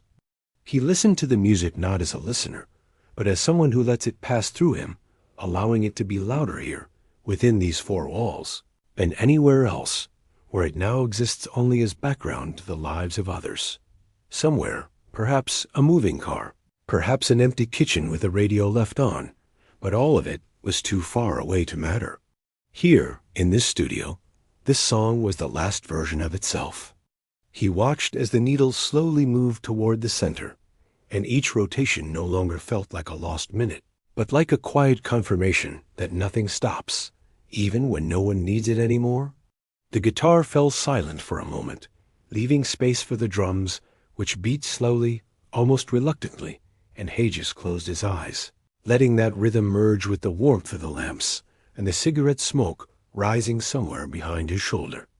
As the song approached its end, he extended his hand toward the next record, but stopped, as if that movement had become too early, too hurried for this night, which was already moving too fast, though nothing here was moving at all. He let the final chord sound out completely, and 1 second longer than he would have allowed himself on any other night, and the silence that followed was not a mistake. It was the only thing that still carried real weight. The cloth in her hand moved as if it knew the way on its own, and Sella neither needed to look nor to think, because this motion had been repeated so many times that it had become like breathing, something that happens without the involvement of consciousness. The gray fabric, soaked with water and cheap bleach, slid across the table, leaving behind wet, uneven streaks that dried slowly under the dim light, as if cleanliness here were only a temporary state, a brief pause between two stains. The laminate beneath the cloth was worn down, rubbed smooth by elbows, fingers, the bottoms of cups, and its surface held that strange sheen that never quite looks clean, even when it has been wiped, because it keeps everything that has ever been left upon it. Along the edges there were small burn marks, tiny dark holes left by cigarettes, from a time when people still had the patience to sit and wait for something that, more often than not, never came. Above the fryer, between shelves coated in layers of grease, stood a small plastic radio, its casing sticky from years, the speaker vibrating softly as it played the same blues that, at that very moment, was sounding on the other side of the street. Here it was different, not as dense, not as necessary, more like a background meant to fill a space that would otherwise be too quiet, too empty to bear. Sella paused for a moment when the guitar on the radio rose into a higher note, and that sound, brief as it was, cut through the heavy air of the diner, bringing her back to herself so suddenly that she did not even feel when she had left. It was not a memory, nor was it a feeling, only a sound that for a moment stirred the frozen time, and that was enough for her to lift her eyes. Through the window, its glass covered with a thin layer of moisture, the street could be seen, and beyond it the radio station building, dark, almost shapeless, with only that single tower rising upward like something unnecessary, yet still standing. At its top a red light blinked, slowly, with pauses, like a tired heart beating not because it wants to, but because it has not yet forgotten how. She watched that light longer than necessary, and although nothing around her had changed, not the dirty asphalt, not the empty parking lot, not the wind that sometimes lifted scraps of trash from the ground, something in this evening had shifted by the smallest degree, in a way that could not be named, only felt. She did not look at the clock, because time here was not measured in numbers, but in songs and in the way they changed, how the gaps between them shortened, how the silences grew longer. Sella turned away from the window slowly, without any decision or conclusion, carrying the same weariness that followed every one of her movements, and dropped the cloth, back into the bucket, where the water stirred briefly. With a dull sound, it immediately faded. She knew that soon she would have to cross the street, not because someone was waiting for her, but because it was the only thing in this night that still had shape, that still repeated itself the way it must, so that everything would not fall completely apart. Sella stood by the machine as if it were the only warm object in the room, though warmth never lingered here for long. It only passed through hands, through steam, through smell, and disappeared, leaving behind that heavy, bitter aftertaste that belonged neither to morning nor to evening. The glass pot was half empty, a dark liquid gathering at the bottom, no longer resembling coffee, so much as something that had been left on the heat too long and forgotten. She unscrewed the thermos slowly, as if the movement itself carried weight, and the metal thread resisted, producing a dry, rough sound that recalled sand between the teeth when the wind carries it in from roads and fields. The paint on the thermos had peeled away in places, exposing bare metal, scratched and darkened, as if it had not been carried in hands, but kept somewhere among things no one bothers to count anymore. The coffee began to pour slowly, thick, almost black, and the sound it made as it filled the container was dull and deep, like water falling into an empty well. Steam rose upward, white and damp, brushing Sella's face so briefly that it did not warm her, only reminded her that warmth still existed, though not here, not long enough to be kept. With one hand she lifted the cigarette from the edge of the ashtray, and the ash barely held, ready to fall at any moment, like everything that remains too long without reason. She inhaled deeply, and the smoke mixed with the steam of the coffee, filling her lungs with that strange double scent that was both burning and damp at the same time. It was neither pleasure nor habit, rather something that remained after all other choices had already been made. She watched as the steam and smoke rose together, intertwining for a moment, then dispersing as if they had never shared the same space, and in that brief movement there was something familiar, something that repeated itself every night and ended the same way each time, without a trace, without any proof that it had ever happened. There was nothing in the diner to record it except her, and she had long since stopped keeping count of such things. When the thermos was full, she screwed the lid back on tightly, all the way, as if trying to lock the remaining warmth inside so it would not escape during that short, but always cold distance to the station. With her thumb she wiped away the drop that had run down the metal side, and that small gesture seemed more important than the coffee itself, because it was the last thing that could still be controlled. She took the thermos by its handle. It was heavy and hot, and that weight was familiar, almost calming, like an object that still has a purpose. She knew Haggis was waiting, but not in the way one waits for something necessary, rather as one waits for a gesture that once again confirms that everything continues as it must, even if there is no longer any reason for it. She turned toward the door, and behind her remained only the quietly smoldering ashtray and the same air that never changes, only slowly grows old, along with everything left inside it. The end of the song approached slowly, as if it did not wish to leave the room where it could still be heard, and Haggis watched those final seconds not as time, but as something dissolving without haste, leaving behind only that heavy, almost tangible anticipation that forms between two sounds. His finger already rested on the microphone lever, yet he did not press it, allowing the silence to expand a little further, as if wanting to be certain that it was truly there, that it carried weight. The microphone lever was loose, its plastic long since stripped of firmness, and Haggis felt it not only with his finger, but through his entire hand, as if that small mechanism were the last boundary between him and what was still called the airwaves.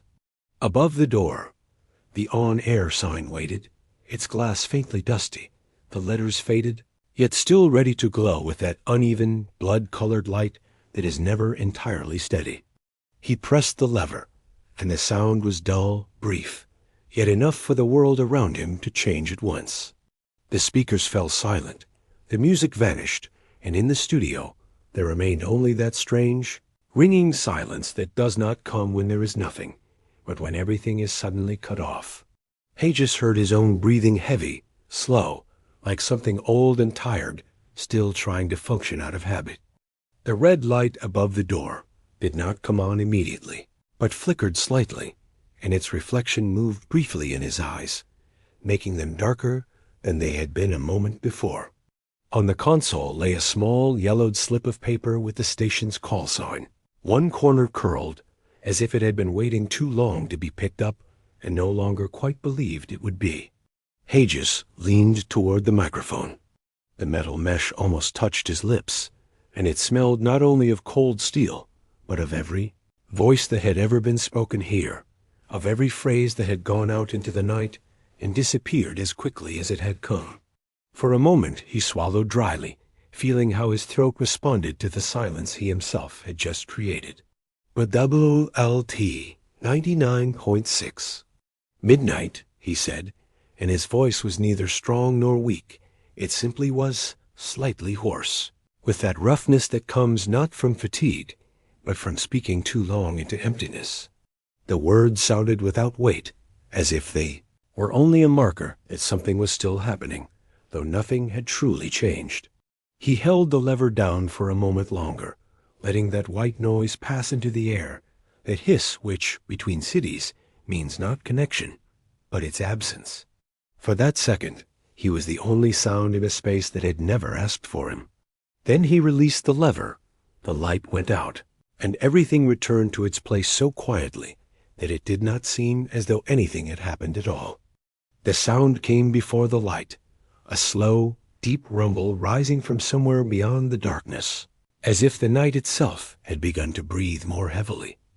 And Hagis heard it before it became recognizable. As always happens with things that do not belong to this place, the sound did not seek to be heard. It simply was on its way, like everything that moves across these plains, not staying longer than necessary. The lights broke in suddenly, two white cones cutting through the dust of the studio and, for a brief moment, making it visible, as if it had the right to be noticed only at such times. The walls, with their worn insulation panels, lit up not from within, but from outside, revealing every scratch, every stain that by day and night remained unseen. Hagis did not turn his head. He simply allowed the light to pass through him, the way things pass that cannot be stopped. The truck moved past heavily, slowly, and the sound of its engine was not noise, but something closer to a sigh that has neither beginning nor end, only continues for as long as the road does. The tires whispered weightily over the asphalt, and that sound, brief as it was full of movement that did not exist in this studio, had not existed for a long time, perhaps since the last person had come here, not out of habit, but out of desire. The floor trembled almost imperceptibly, and that vibration passed through the console, through the cup with the remains of coffee, through Hagis's knees, which for a moment responded to what moved beyond the walls. It was not fear, nor even curiosity, only a brief reminder that the world still existed outside this room, that something was driving, something was moving, something still had direction. The light slid off the walls as quietly as it had come, leaving only the rear lights, red, receding, growing smaller until they became a point, and then disappeared altogether, as if they had never been. The darkness returned not as a curtain, but as something that had always been there, only briefly forced to step aside. Hagis remained seated, unmoving, looking at the place where the light had just been, and it became clear to him that the driver, if there had been a man at all, had probably never. Once tuned to his frequency, that for him this place did not exist, as so many places do not exist for those who move without stopping. The music filled the room again, but now it sounded more distant, as if it had been left here alone, together with him, like things that have nowhere to go. The telephone lay beside the console, as if it had been placed there not to ring, but to remind of a time when it still had a voice, and Hagis looked at it not out of curiosity, but out of habit, which over the years had become something like a reflex, like breathing or drawing on a cigarette between songs. The plastic had yellowed, marked with fine lines of cracks that could only be seen when the light fell from the side. And those cracks did not look like damage, but like quiet records of time spent here without witnesses. The coiled cord had twisted itself into a rigid knot that no longer yielded, as if it had forgotten its original form, and it hung without movement, like something lifeless that remained in place only because no one had removed it. The small light beside it, which once flickered with every call, was now dark, its glass like a blind eye turned toward a room where no one expected to be heard anymore. Hages leaned back in his chair, yet his gaze did not leave the device, and the silence that gathered around him was not a simple absence of sound, but something denser, something that carried weight and pressed from within, not allowing thoughts to move freely. He remembered a time when that same telephone rang so often that he had to choose which voice to hear first, when people spoke over one another, asking for songs they needed, not for the music, but so that someone might still be on their side. Now no one spoke, and that silence was not accidental. It was consistent, learned, like the habit of no longer calling, because there is no one left to call, and Hages felt how each minute without sound made this object more and more foreign, as if it belonged to another time that would not return. His hand lifted, almost imperceptibly, as if to check whether there was still a signal, whether something still existed beyond this silence, but it stopped halfway, because the answer was already clear without any action. He did not want to hear that steady hum that comes when the receiver is lifted, because that sound does not confirm connection. It confirms emptiness, and sometimes it is better to leave open the possibility that something might still happen, even if it never will. So he lowered his hand again, slowly, without disappointment, only with that same heavy understanding that does not arrive as a blow, but as a constant pressure. The telephone remained silent, and that silence became just another element of the room, no different from the dust on the console or the reflection of light on the vinyl that still turned, though no one was watching it anymore. Hages turned his gaze away, but not because he had lost hope, rather because he understood that hope had never been necessary here, and that sometimes it is enough simply to sit, to listen, and to let time pass, even if it leads nowhere. The ashtray stood on the console, as if it had been there longer than the room itself, heavy glass that had once been clear, now stripped of its transparency, taking on that yellowed, nicotine-soaked tint in which light no longer reflects, but quietly fades. At its bottom lay old filters, twisted, bent, resembling something that once had form, but had now become only a remnant, with neither beginning nor end. Hages took out a cigarette slowly, as if that small act carried a weight that tonight was heavier than usual, and his fingers paused for a moment, holding the white paper between themselves and the air, already so saturated with smoke that another layer would change nothing. The tobacco at the end had crumbled slightly, like everything that is kept too long, and he noticed it not out of interest, but out of the habit of seeing small details, the only things that still remain real. The lighter clicked dryly, metal against metal, and that sound cut briefly through the room, defining its boundaries so clearly that even the contours of silence became visible. The flame rose up, brief and sharp, and in its light, Hages's face emerged from the shadow for a moment, with all the lines that had gathered over the years around his eyes and mouth, like paths no one walks anymore. He drew in the first breath deeply, not because he needed to, but because it was the only movement that still had a beginning and an end, and exhaled slowly, letting the smoke rise as it always does, not straight, but curling, slowly searching for a place it never finds. A bluish haze hung above the console, clinging to the wall panels that over the years had absorbed so many voices that they now seemed heavier than ever. The ember of the cigarette glowed in the dark, a small pulsing point that flared brighter with each inhale, as if briefly remembering that it was still alive, and dimmed again, returning to its quiet burning. Hages held it between his fingers, feeling that faint warmth that did not penetrate, but reminded him that the body still responds, still receives, still allows time to pass through it.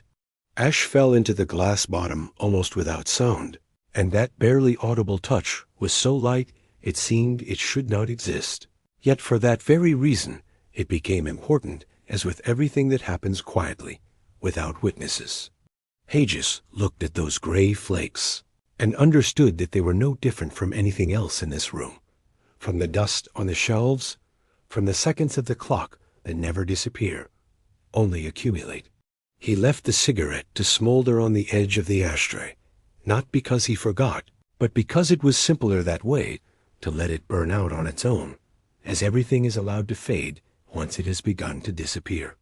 The smoke slowly filled the space, blending with the music, which now sounded more distant than before, as if it had withdrawn into another room, or perhaps into another time, where there was still someone left to hear it. The door opened without haste, but not quietly. Its creak stretched across the room like a long, tired sigh that has neither beginning nor end, only continues for as long as metal and wood allow, long since having forgotten what it means to be oiled or maintained. With that sound, the cold night air slipped inside, not as freshness, but as a damp reminder of what lay beyond the walls, rain, asphalt, and empty spaces where nothing remains for long. Sella entered as if this room were neither nor her own, only another place to pass through until it was time to move on, though that on never had any direction. Her shoes slid lightly across the linoleum with a damp, brief sound, leaving behind dirty footprints that would dry as quickly as they appeared, and no one would remember them, just as no one remembers the paths walked every night. She did not look at Hagis, and he did not turn toward her, because there was no reason to, and between them there had formed that quiet order that comes when words have long since been spoken and changed nothing. She approached the console and placed the thermos on the only spot where anything could still be set down, and the metal base struck with a dull, heavy sound, as if it had to carry the weight of this entire night, if only for a moment. Hagis's shoulders lowered almost imperceptibly, and that small movement was the only sign that he had noticed her, that he still responded to what happened nearby, though at first glance everything seemed long since frozen. He knew her steps, her scent, even that brief pause she made before setting down the thermos, as if checking whether everything was still in its place. Sella moved to the window, her forehead briefly touching the glass, cold as if it had never known human warmth, and she looked at the same view she saw every night at basketball court, empty, without a net, with a single flickering light that illuminated more shadows than ground. The wind pushed around some light scrap of trash, and that movement seemed the only real thing in this frozen picture. "The coffee's hot," she said quietly, as if the words were meant not for him, but for the room itself, which would take them in and hold them for a short while before they dispersed like smoke. Hagis nodded without looking and unscrewed the lid of the thermos, from which steam rose at once, white, alive, briefly filling the space with something that had not yet gone cold. They said nothing more.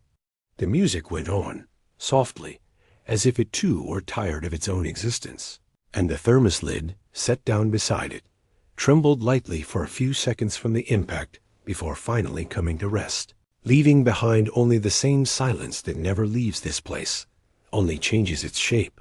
The needle struck a place where the groove had been worn down by too many returns, and before the first note there came that deep, uneven hiss, as if the record itself hesitated for a moment, unsure whether it was still worth speaking, or better to remain where no one was looking for it anymore. Out of that hiss the saxophone slowly emerged, not clean, not clear, but with a kind of dirty tone that resembled a voice more than an instrument, and the room filled not with sound, but with something closer to a memory that had no contours. Hagis did not move. His hands remained suspended above the console, as if they had forgotten what they were meant to do, and his fingers no longer searched for any button or lever, because in this moment nothing needed to be corrected.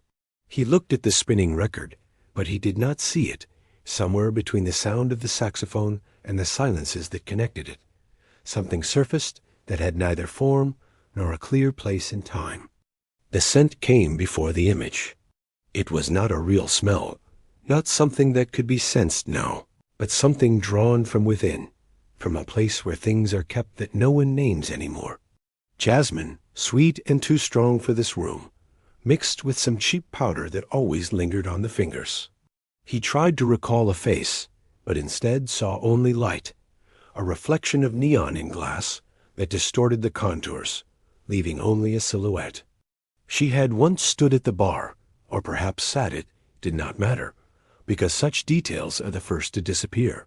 What remained was the laugh, too loud for this music, and the hand that sometimes touched his shoulder when the song reached a place that did not need explaining. She always asked for this melody, and he played it, not because she wanted it, but because in that moment it seemed like the only right decision. Now the song played the same, but without her, without any witness who could confirm that she had ever been here, and that difference was too small to be called pain, yet enough to remain. Hages glanced at Sella, who stood by the window as if looking beyond what could be seen, and it occurred to him that perhaps she too had such a song, such a scent that returned without permission. The saxophone rose, then fell again, as if tired of its own weight, and the room grew even quieter, because nothing here wished to interrupt this melody as it came to an end. Hages understood that this song was playing for the last time, not because he had decided it, but because no one else would ever put it on again. And that understanding was simple, without drama, like a fact no one needed to explain.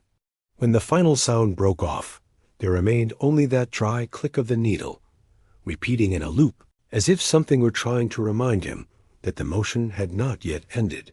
Hages did not move, did not allow himself to break the cycle at once, and that brief, empty moment between songs became longer than the music itself, as if it were the only place left where one could pause for a while, even though there was nowhere left to go.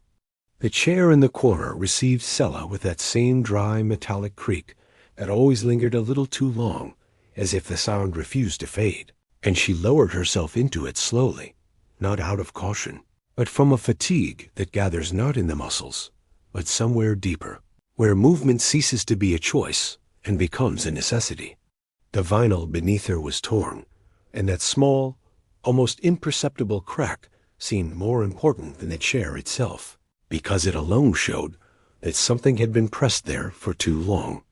The light fell from above at an angle, leaving half of her face in shadow, and the other half exposed so mercilessly that every line, every fine wrinkle became visible not as detail, but as a story no one tells anymore.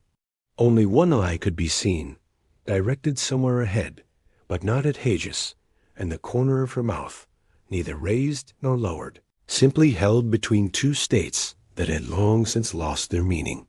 The air between them was dense, filled with smoke and a warmth that no longer warmed, only held everything in place, like a thick liquid through which glances move slowly, with resistance. Hages sat turned away, and from this angle Sella could see only his neck, the tendons standing out beneath the skin, and the gray hair at his collar, slightly disheveled, as if it too were trying to say something, but could not find the words. They both looked at different parts of the room, as if there were something more there than walls and equipment. But in truth there was nothing, only space filled with too much silence to be occupied. It was not an uncomfortable silence, not the kind that forces speech just to break it, but an old, familiar silence that forms between people who have been together too long, without any reason left apart. Hages felt her gaze before he raised his own. It was heavy, not because of what it said, but because of what it did not, and within it was everything that remained undone, all the paths they had not chosen, all the times they could have left but stayed. It was not guilt or regret, rather something closer to a quiet understanding that nothing could have truly been otherwise. Sella watched his hand resting on the console, unmoving, as if it had lost its purpose, and she knew the hand better than anyone, knew how it looked when held still, and how it trembled when no one was watching. This evening was clear to both of them without words, not as an event, but as a state that had begun long ago and had now simply reached its end. Hages slowly turned his head, not out of desire, but because it had become inevitable, and their gazes met only for a moment, brief as two flashes of light in the dark that have no time to remain. It was enough. No acknowledgement, no answer, only a quiet agreement that tomorrow this room would no longer exist, and that there was nothing wrong in that. He turned back to the console as she leaned against the wall, allowing the moment to pass as quietly as it had come. This time the door opened without weight, as if its hinges had finally grown tired of resisting, and Mikas entered as though the room had no history, only square footage to be crossed from one wall to the other. His shoes left no marks. They did not slide or creak. They simply moved across the floor, which was accustomed to an entirely different kind of weight, to footsteps that carried not only a body, but time. In his hand, a tablet glowed thin, cold, with that sterile white screen that did not erase shadows, but simply replaced them, flattening everything, stripping it of depth. The light fell from below, washing Hages's hands into a gray, lifeless color, and for a moment they no longer seemed to belong to him, as if they were merely part of the room, like the console or the cables that still held everything in place. Mikas did not stop for the music, because it did not exist for him. His eyes moved across the screen, over numbers that meant something only to him, and the sound of his fingers sliding over glass was dry, almost invisible, yet still foreign in this space, where every other sound had weight, had sharpness, had a past. He seemed less like a man entering a place, and more like someone checking whether it was still functioning. "Everything's ready, Hages.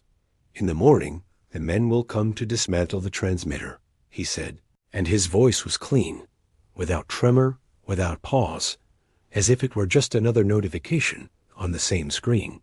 He did not look at Hages, because there was no need to, the way one does not look at objects whose function has already been fulfilled. Hages did not move. He looked at the light falling on the vinyl, on the dust, on everything that still had weight, and understood that this was not a collision, but a replacement, happening without noise, without conflict, without any need to explain.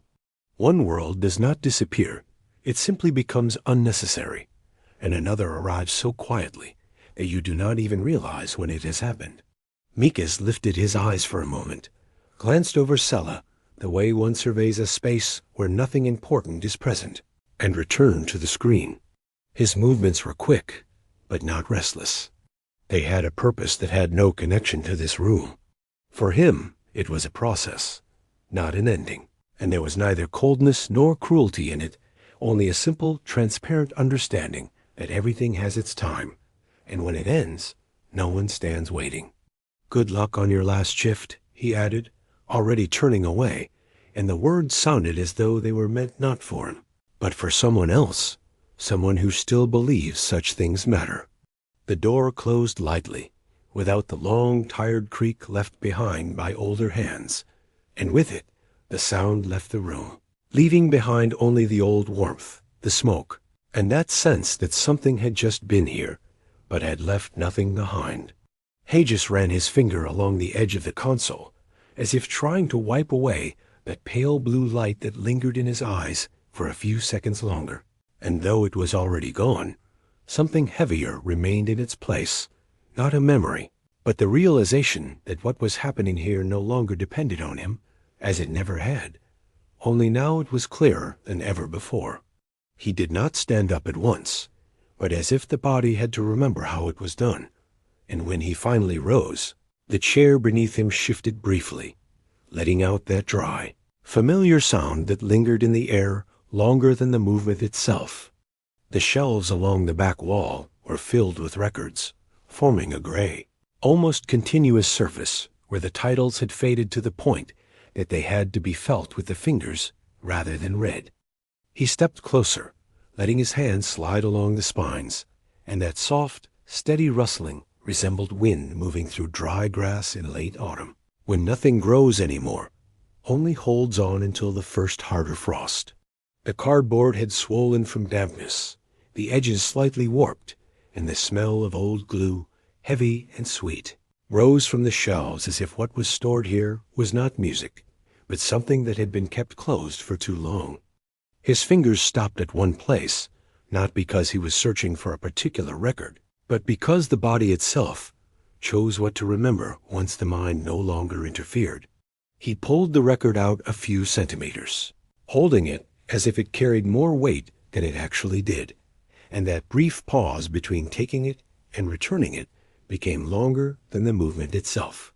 The letters on the label had been written by hand, in marker that had long since lost its color, becoming something between violet and gray, and in one place there was a smeared stain, as if a drop of coffee had once fallen there, leaving a mark no one had tried to wipe away. It was not important, yet at the same time it was the only thing that showed these objects had been used, that they had not simply stood still.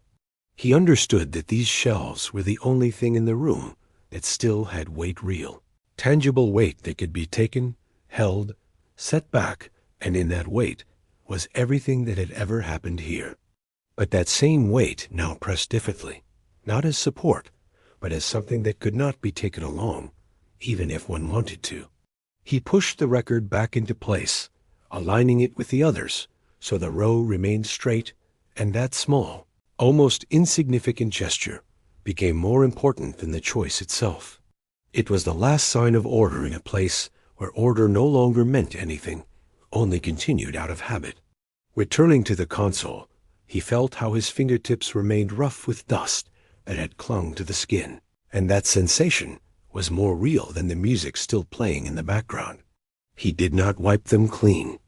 He let them remain, as if it were the only proof that he had been here not only with his voice, but with hands that still had something to touch, even if everything they touched already belonged to the past. The first drop was heard before it was seen, a dull thud against the metal, neither loud nor important, but enough for something in the room to shift, as if the air itself had held its breath for a moment.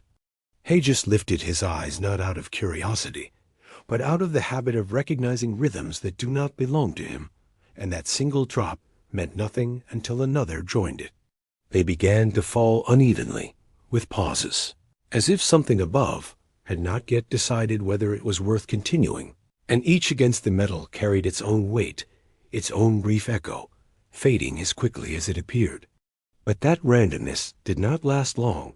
The sounds began to merge, to gather, until they became a single gray noise that no longer belonged to any one drop. The windowsill began to ring more sharply, water striking the metal frame with such precision that each drop seemed deliberate, as if it knew where it fell and what it intended to do. The dampness slowly found its way inside, leaving behind a dark, glistening stain that spread not in haste, but steadily, like everything that has no reason to stop. On the glass, winding streams of water formed. They did not fall straight. They chose their own paths, distorting the lights outside, turning them into blurred, elongated shapes that resembled not street lamps, but something more distant, almost unreachable. Sela watched that scene, but her gaze did not try to understand it, only followed the movement that led nowhere. The music in the studio did not stop, but it changed, not because the song was different, but because the rain entered it without permission, filling the spaces between the sounds, adding its own rhythm that had no beginning and no end. Hagis did not try to overpower it. On the contrary, his hand lowered the fader slightly, allowing that outside noise to become part of what was playing. Now the room sounded different. The music was only one line, and the rain became the background that held everything together, heavy, monotonous, without tension. It was not harmony, but neither was it conflict, just two different things existing at the same time, because there was no reason for one to disappear for the sake of the other. The rain grew stronger until the sound became almost continuous, and the studio began to vibrate as if it were enclosed inside some vast metal body that produced a steady, unbroken hum.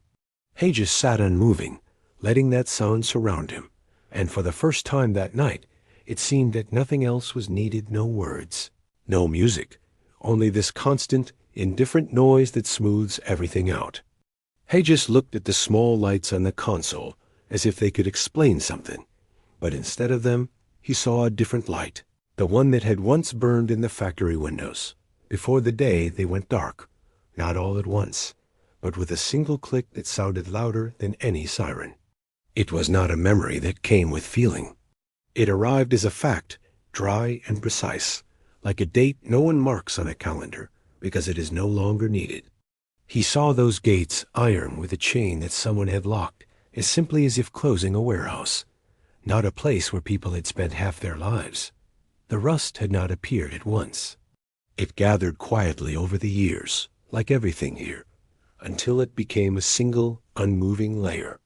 Beyond the gates there was emptiness, but not the kind that exists in space. This was the emptiness that comes after sound. He remembered how the men left. Not all together, not at the same time, but one by one, carrying plastic boxes with the last of their belongings, and their faces were neither angry nor sad, only tired, as if something had taken from them not their work, but the reason to get up each day. No one shouted, no one argued. It was a silent departure that left more noise behind than any conflict. That night, he played longer than usual, putting on songs that had nothing to do with what was happening, because nothing did. He tried to fill the space between buildings, between homes, between people who returned to empty kitchens and sat at tables where conversation had disappeared. But the music had nowhere to settle it, slid across surfaces, across walls, across bodies, and vanished as quickly as it came. He remembered the switch, large, industrial, that shut down the entire workshop with a single motion, and that moment when the light disappeared not like a candle going out, but like an image erased. After that there remained only sound, not of work, but of its absence, that faint clicking of metal as it cools when everything stops and begins to grow cold. Now, sitting here, he felt the same thing. Not sadness, not anger, only that same physical cold that comes when you understand that you are the last person in a place that no longer exists as it did yesterday. Sella stood by the window, and he knew that her brother had walked out through those same gates, that he was somewhere else now, somewhere where lights still burned, while she remained here, as he did, without any decision, only with that same movement that continues because it has not yet stopped. The memory withdrew as quietly as it had come, leaving no clear edge behind, only a bitter aftertaste that remained in his mouth, though he had drunk nothing. Hages tapped the ash into the ashtray, and that small, almost insignificant sound reminded him of the first fallen leaf in autumn.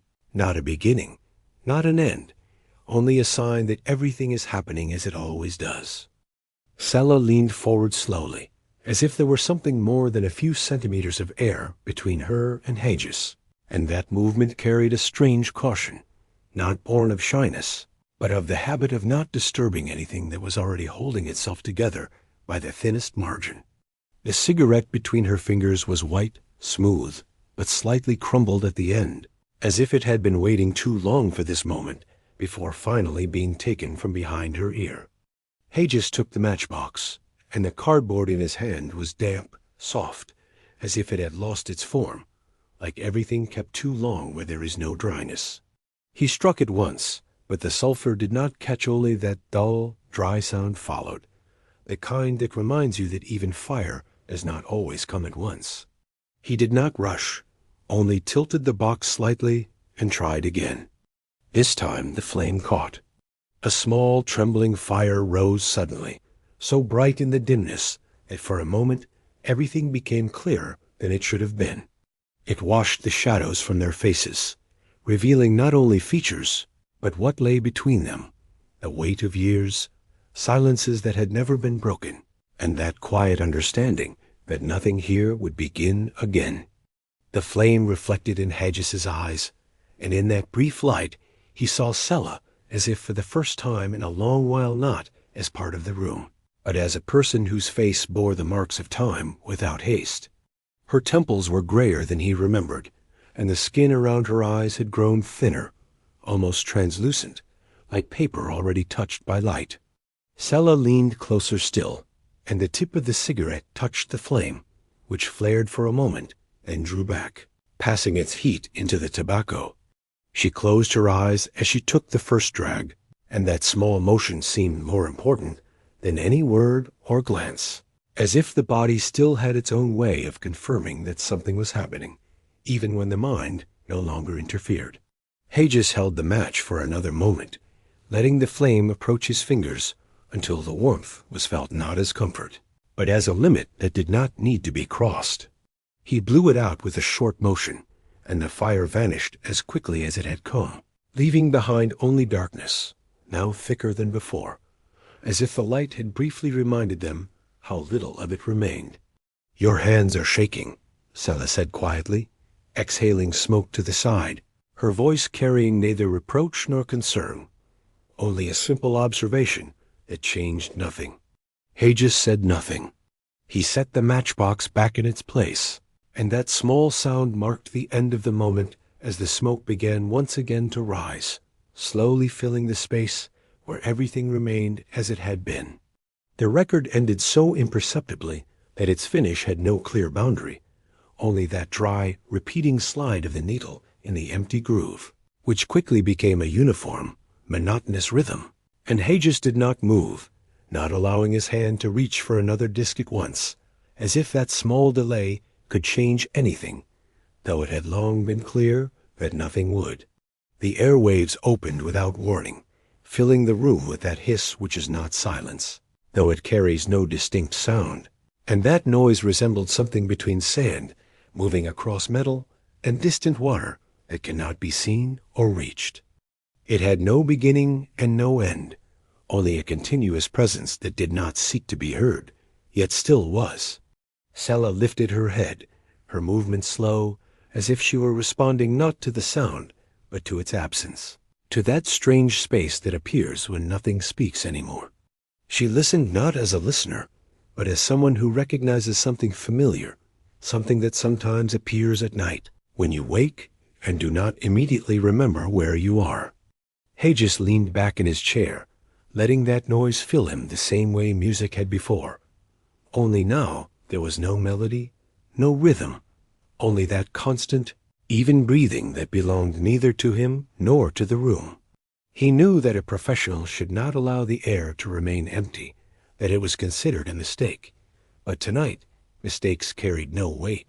The frequency indicator trembled almost imperceptibly, though no one touched it, and the green lights flickered without order, responding to something beyond this town, beyond the roads that connected it to other places.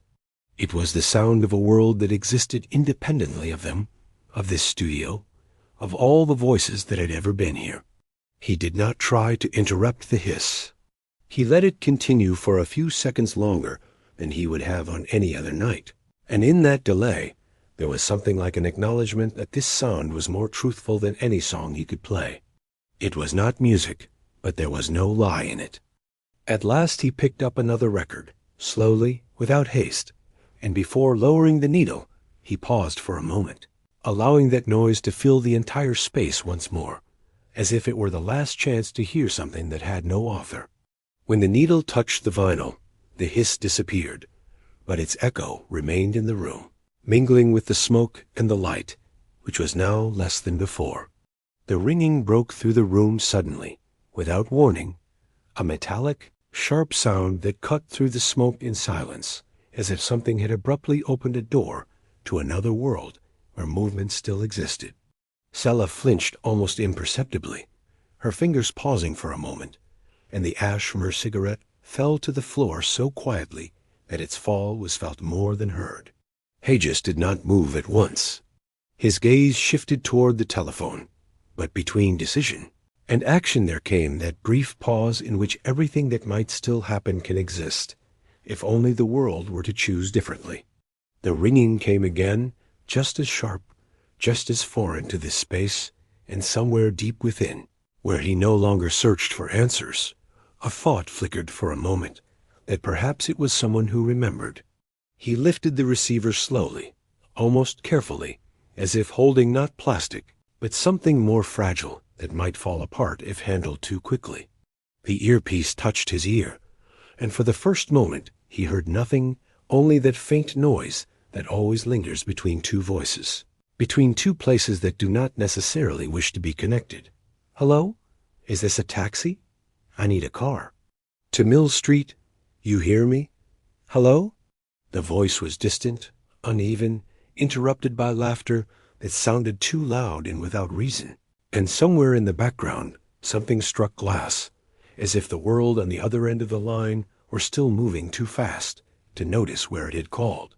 Hagis listened no longer than necessary, but long enough to understand that this voice had nothing to do with him, with this place, with what still remained within these walls. It was not a listener, not someone waiting for a song or a word. It was a mistake, simple and accidental, like everything that happens without meaning. He did not answer. He did not say the number was wrong, that this was not the place, because there was no reason, no purpose in correcting something that held no significance. He simply placed the receiver back down slowly, and that small, dull sound of plastic meeting its place was quieter than the ring itself, yet final. Sella looked at him from her corner, questioningly, but without a real question, only with that same weariness that did not expect an answer, and Hagis gave the slightest shake of his head, as if it were the only movement still required. The telephone became what it had been again, a silent, yellowed object that did not ring, not because it could not, but because no one called anymore. He sat back down in the chair slowly, letting his body settle into the same position it had occupied for too long, and the room filled once more with that same hiss, that same music, now sounding even more distant, as if it remained somewhere beyond the walls. The last request was not a song, not a word, but only another reminder that everything happening here had long since been happening without them. The cup stood where it had been placed, yet its presence now carried a different weight, as if in the time it had gone untouched, it had managed to age by another life. The ceramic was thick, the rim slightly chipped, and that small uneven edge always reminded the lips that even the simplest objects here no longer remained as they once were. Hagis picked it up without looking, his fingers finding the handle without searching, the way they always find things repeated long enough. The liquid inside did not move. It was dark, almost opaque, and on the surface floated a thin, barely visible film that appears only when the warmth has long since withdrawn and will not return. He raised the cup to his lips and did not pause to check if any heat remained, because it no longer mattered. The coffee was cold, its taste opening in his mouth not as bitterness, but as something heavier, metallic, as if he were drinking not a beverage, but a residue left standing too long. He swallowed slowly, feeling it descend, leaving behind not warmth, but emptiness. He did not stop after the first sip. He drank more than necessary, not because he was thirsty, but because there was no reason to stop, and that motion, repeated without thought, became the only action that still had continuity. Thick grains remained in his mouth, small and hard, and he felt them between his teeth like sand that clings to everything if allowed to gather. Sella watched him from her place, but there was neither question nor judgment in her gaze, only the same quiet acknowledgment that this was part of the evening, part of what happens when nothing else remains. She knew that taste herself, that cold bitterness that no longer awakens, only confirms that time has already passed. Hagis looked into the bottom of the cup. There were sediments left there, dark, almost black, gathered into an uneven layer that had no form, only weight. For a moment he paused, looking at them as if there might be something more than residue, but it was only another thing that remained when everything else had faded. He set the cup back down on the console, and the dull sound of ceramic meeting wood was brief, yet final, like everything that night. The taste remained in his mouth. It did not dissipate, only lingered quietly, reminding him of what had been consumed and of what had been left unsaid.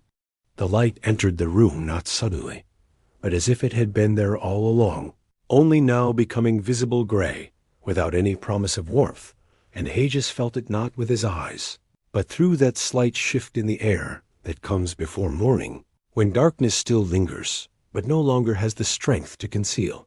It was not a dawn that awakens. It was a dawn that strips away shadows and leaves only surfaces.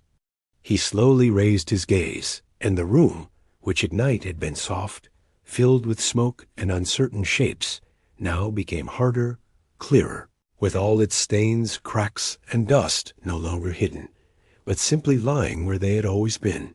The console looked older than it had a few hours before, the walls more worn, and even the light from the lamps now carried a sickly tone that no longer matched what was seeping in through the window. Sella stood up without haste, her movements slow, as if the body had to adjust to the new light that left no place to hide. She moved to the window, and her hand briefly touched the glass, which now reflected not only the room, but what lay beyond it, not as an image, but as something gradually becoming inevitable. The horizon was not yet defined, only a thin, uneven line between two shades of gray, where the cornfields merged with the sky, and the mist lay over the ground, so densely that the buildings seemed suspended, without foundation. The water tower and grain silos emerged from the fog slowly, like forms without color, only contour, and the scene held nothing of a beginning, only of continuation. The streetlights were still on, but their glow was faint, almost unnecessary, as if they themselves no longer understood why they remained lit, while day was already pressing into their place. Drops on the window gathered into larger ones, sliding down slowly, leaving clean streaks through the dust, as if something were trying to wipe the view clear, but could not reach what lay beyond it. Hages looked at this light without interest, only with the same calm that had accompanied the entire night, and understood that it would bring nothing new, only reveal what was already there. Darkness had allowed him not to see, and now seeing had no value, because there was nothing left to discover. Sella remained by the window, her silhouette now clearer, yet at the same time more solitary, because light separates things, does not allow them to merge. She looked at the diner's roof slowly emerging from the mist, and in that view there was neither return nor departure, only another day that would begin the same way all the others had. The room grew brighter, but not lighter. Hages lowered his gaze back to the console, where the lights still burned, though their meaning had already lost its weight, and everything around him appeared so clear that there was no longer any room for doubt. Tea night had ended, and with it ended whatever had still been holding this place alive. The shelves behind him no longer seemed endless. They had a boundary that could be reached in a few steps, and that realization came not as a thought, but as a physical sensation, when the hand no longer extends because there is nothing left to touch. Hages stood up again, this time without pause, and the movement was simpler than before, as if something in him had stopped resisting. He pulled out several records in succession, not looking at the titles, only feeling their weight in his palm, that familiar, slightly rough edge of cardboard, and the cold vinyl surface within. It was not a choice, not an attempt to compose a final list or preserve order, rather something closer to randomness, which tonight felt nearer to truth than any logic. The records lay stacked on the console, their edges slightly misaligned, forming an uneven pile that looked more like a remainder than a collection. Hages looked at them briefly, but long enough to understand that each of them had its own time, which had already passed, and that now they were all the same, just another circle that would reach the center and stop. He took the top record and placed it on the turntable with the same precision that remained in his hands, even as everything else began to slip. The disc began to spin, slowly at first, then faster, and that movement was as it had always been, only now it led nowhere, only toward an ending that was clear even before it began. The music appeared without introduction, without warning, and it did not try to be heard. It simply played, filling the space as all the others had before it. But now there was more air between the sounds, more room for the silence that gradually took over what remained. Hages did not listen to it as he had before. He let it pass through him, like rain or wind, which carry no meaning unless they are noticed. Sela sat closer than before, her chair shifting briefly, but she did not try to quiet it, and that small sound became part of the music, which was growing thinner, more distant from what had filled the night. She did not look at him, only at the records now between them, as something that still connected them, but not for long. Each song ended a little sooner than the last, not because it was shorter, but because the time between them had changed, shrinking, as if the night itself had begun to move faster toward what was inevitable. Hagis no longer glanced at the clock. He no longer needed to count it, was enough to see how the needle moved toward the center. He placed another record onto the diminishing pile, and each such gesture was a quiet confirmation that no choices remained, only actions repeated until the end. The room grew brighter, but the music still held it together, still prevented it from falling apart completely, though it was already clear that this, too, was only temporary. The sandwich appeared between them almost imperceptibly, as if it had been there all along, only now becoming visible, wrapped in thin, greasy paper already soaked through in places, leaving darker stains like a map with nothing marked on it. Sela set it down on the console beside the records, and that small, ordinary action carried more weight than any word they did not say. She unwrapped the paper carefully, slowly, as if that motion were the last thing still worth doing precisely. And beneath it there was simple bread, slightly damp, with a thin layer of meat that had already lost its warmth, yet still held together. The smell was not strong, only faint, but it immediately filled the space between smoke and coffee, adding another layer to what was already there. Hagis took half without looking at her, their fingers brushing for a moment, but that touch carried no meaning.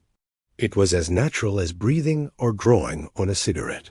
The bread was soft, though slightly hardened at the edges, and he bit into it not because he was hungry, but because it was another movement that still had a beginning and an end. They ate slowly, without haste, because there was nowhere to hurry, and between bites there remained a silence that no longer felt empty, only filled with what had not been said. Outside, the light was growing stronger, but it did not enter the room as the night had. It did not conceal, only revealed, and in that revealing there was something too clear to ignore. Sela held her portion longer than necessary, her fingers pressing into the paper, which crackled softly, and that sound blended with the music still playing, though it now seemed more distant, as if it remained somewhere beyond the walls. She finally took a bite, but her movement was slow, as if she wished to stretch the moment, not for the taste, but because it was the only thing still happening between them. Hagis finished his portion sooner than he noticed, and remained with an empty hand that lingered in the air for a moment, before settling back onto the console, among the records still waiting their turn. He did not look at Sela, yet felt her presence as clearly as he felt the light gradually filling the room. The paper remained on the console, slightly crumpled, with crumbs scattered across the surface, left where they had fallen, because no one intended to wipe them away. It was not disorder, only another trace that would soon become invisible once everything here was left as it was. They did not share a last bite, because there was none. The silence between them remained the same as before, only now it held one more thing that had already passed, and nothing remained that could be divided. The hands began to tremble not suddenly, but the way all things begin when they have been held still for too long, almost imperceptibly, as if the movement were not yet real, only a possibility that could be ignored if one simply chose not to look at it for long enough. Hagis rested them on the console, fingers extended, as if trying to hold something in place. Yet that faint vibration still made its way through the skin, through the bones, until it was felt not only in the hands, but somewhere deeper. He did not try to stop it. He let the movement be, as he had let everything be that night, without struggle, without any need to correct it, and only watched as the cigarette between his fingers shifted almost imperceptibly, the ember pulsing unevenly, as if trying to adjust to a rhythm that no longer belonged to him. The smoke rose upward as it always had, but now it seemed slightly more fragile, as if it might disperse faster than before. The console beneath his palms was warm, yet that warmth did not pass into him as it should have. It remained on the surface, like everything that no longer penetrates deeper. He remembered a time when these hands moved without hesitation, when every fader, every lever had a clear direction, and even mistakes seemed purposeful, because they still changed something. Now the movements were slower. He picked up another record, and that simple action took longer than it should have, not because he did not know what he was doing, but because a gap had appeared between decision and action, one that had not existed before. The disc was the same cold smooth, with that same sheen that had not changed over the years, yet in his hands it felt heavier. Sela did not notice at once. For a while her gaze remained fixed on the window, on the gray light that continued to press its way inside, but eventually it returned, settling on his hands, which now moved differently than before, not with the same precision, not with the same certainty, like everything that begins to slow down. She said nothing, only tightened her grip on the cigarette for a moment, and the ash fell to the floor, leaving a small gray mark that would later have to be wiped away, though it would no longer matter. There was more silence between them now, but it was not empty. It held this movement, this small, uncontrollable trembling that said more than any word. At last Hages lowered the needle onto the record, and that motion, though slower, remained precise, as if the body still remembered, even if the mind had already let go. The music began, but he no longer listened to it as before. He listened to his hands, to how they rested on the console, how they responded to warmth, to sound, to time. For a moment he clenched his fingers, as if testing whether they still belonged to him, then released them again, allowing them to remain as they were. The trembling did not stop, but neither did it grow stronger. It simply was, like everything else in the room, not a problem, not a sign, only another thing happening as everything slowly moved toward its end. The first sound was not loud. It was barely perceptible, as if something far away had shifted, and only after a few seconds did it become recognizable a low, heavy hum of an engine, pushing through the fog as if searching for a road, though the road had always been there. Hages did not hear it at once, because the room still held the noises of the night. But when he did, he understood that it was not just another passing vehicle. Outside the window, the fog began to recede, not quickly, but as if it had grown tired of holding its place, and from it emerged the first truck, heavy, moving slowly across wet asphalt that still carried the traces of rain. Its headlights no longer seemed as sharp as they had at night. They were dimmer now, losing their edge in a light that was no longer fully dark. The sound was different than it had been at night. It no longer felt foreign. It became part of the morning, which does not begin all at once, but through such small, barely noticeable signs that no one counts. The tires slid across the damp road, but there was no urgency in that motion, only the same monotonous movement repeated every day, regardless of what had changed. Sela stood by the window, her hands resting on the sill, and she did not watch the truck itself, but the way it moved through the fog, how it slowly emerged and then faded again, as if the morning image had not yet fully formed. She knew there would be more, that soon the road would fill with the same heavy bodies moving, not because they wanted to, but because they had to. Hages did not turn. He heard the sound, but it no longer belonged to him, like everything that took place beyond this room. The music still played, but it was weaker now, as if pressed down by the noise from outside, which no longer seemed foreign, only inevitable. Another truck appeared in the distance, its silhouette briefly merging with the first, and that moment when two movements became one was so brief it almost did not exist, yet enough to show that the world was already moving on, regardless of what still remained here. The streetlights began to go out one by one, not all at once, but with small pauses between them, as if each had its own time to disappear, and when the last one went dark, the light became even, without contrast, without the shadows that had still had their place during the night. Sela pulled her hands away from the window and glanced at Hages for a moment, but his gaze remained fixed on the console, on those last movements that still had to be completed. She said nothing, because there was nothing to say, and now the silence was no longer between them, but between this room and the world beyond it. The sound of the trucks grew stronger, more of them appearing, and that monotonous hum filled everything that had remained empty, as if the morning itself were made of these movements, of these sounds that have neither beginning nor end. Hedges sat unmoving, letting them pass the way everything passes that does not belong to you. The last song ended without gesture, without any attempt to linger beyond its time, and that final sound, barely audible, disappeared as if it had never been, leaving behind not silence, but an emptiness that had nothing left to fill it. Hedges did not move at once. His hands remained where they were, as if still waiting for a signal that would never come.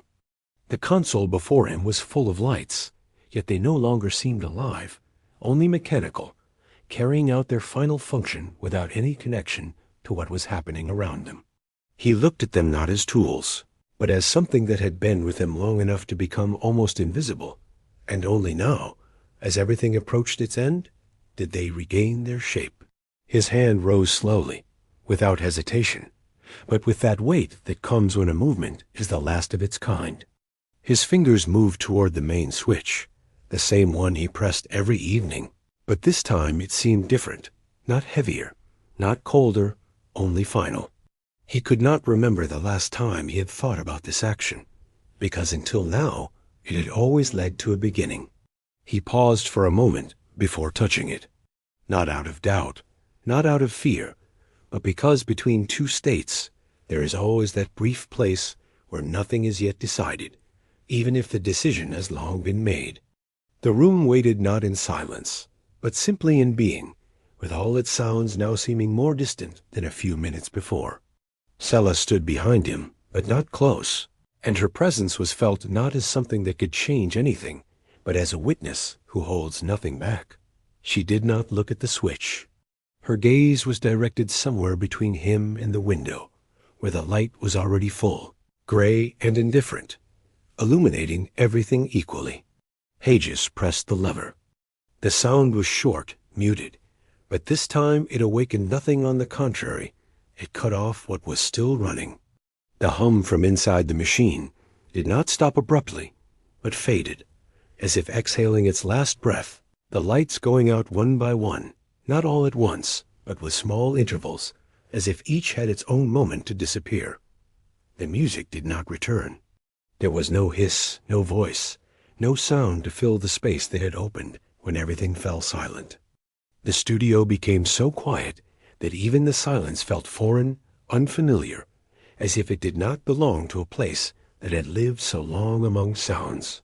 Hedges kept his hand on the switch for a second longer than necessary, feeling the metal beneath his fingers slowly cool, as if it too were losing its purpose.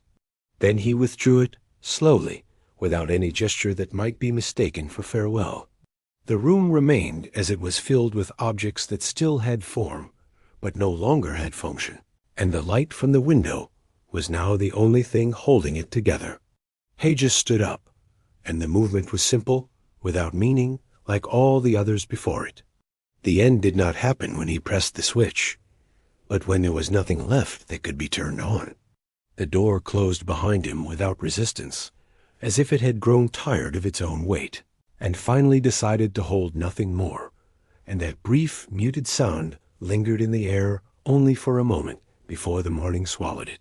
Outside, the smell was different than at night, no longer as heavy, no longer as enclosed. There was damp earth, diesel, and that faint trace of cold that still clings between buildings before the sun has risen higher. Hedges stopped on the steps, not because he had somewhere to hurry to, but because his body chose that brief pause on its own, a place where nothing still needed to be done. The road stretched ahead, wet, with dull reflections that no longer belonged to the lights of night, yet had not become part of the day.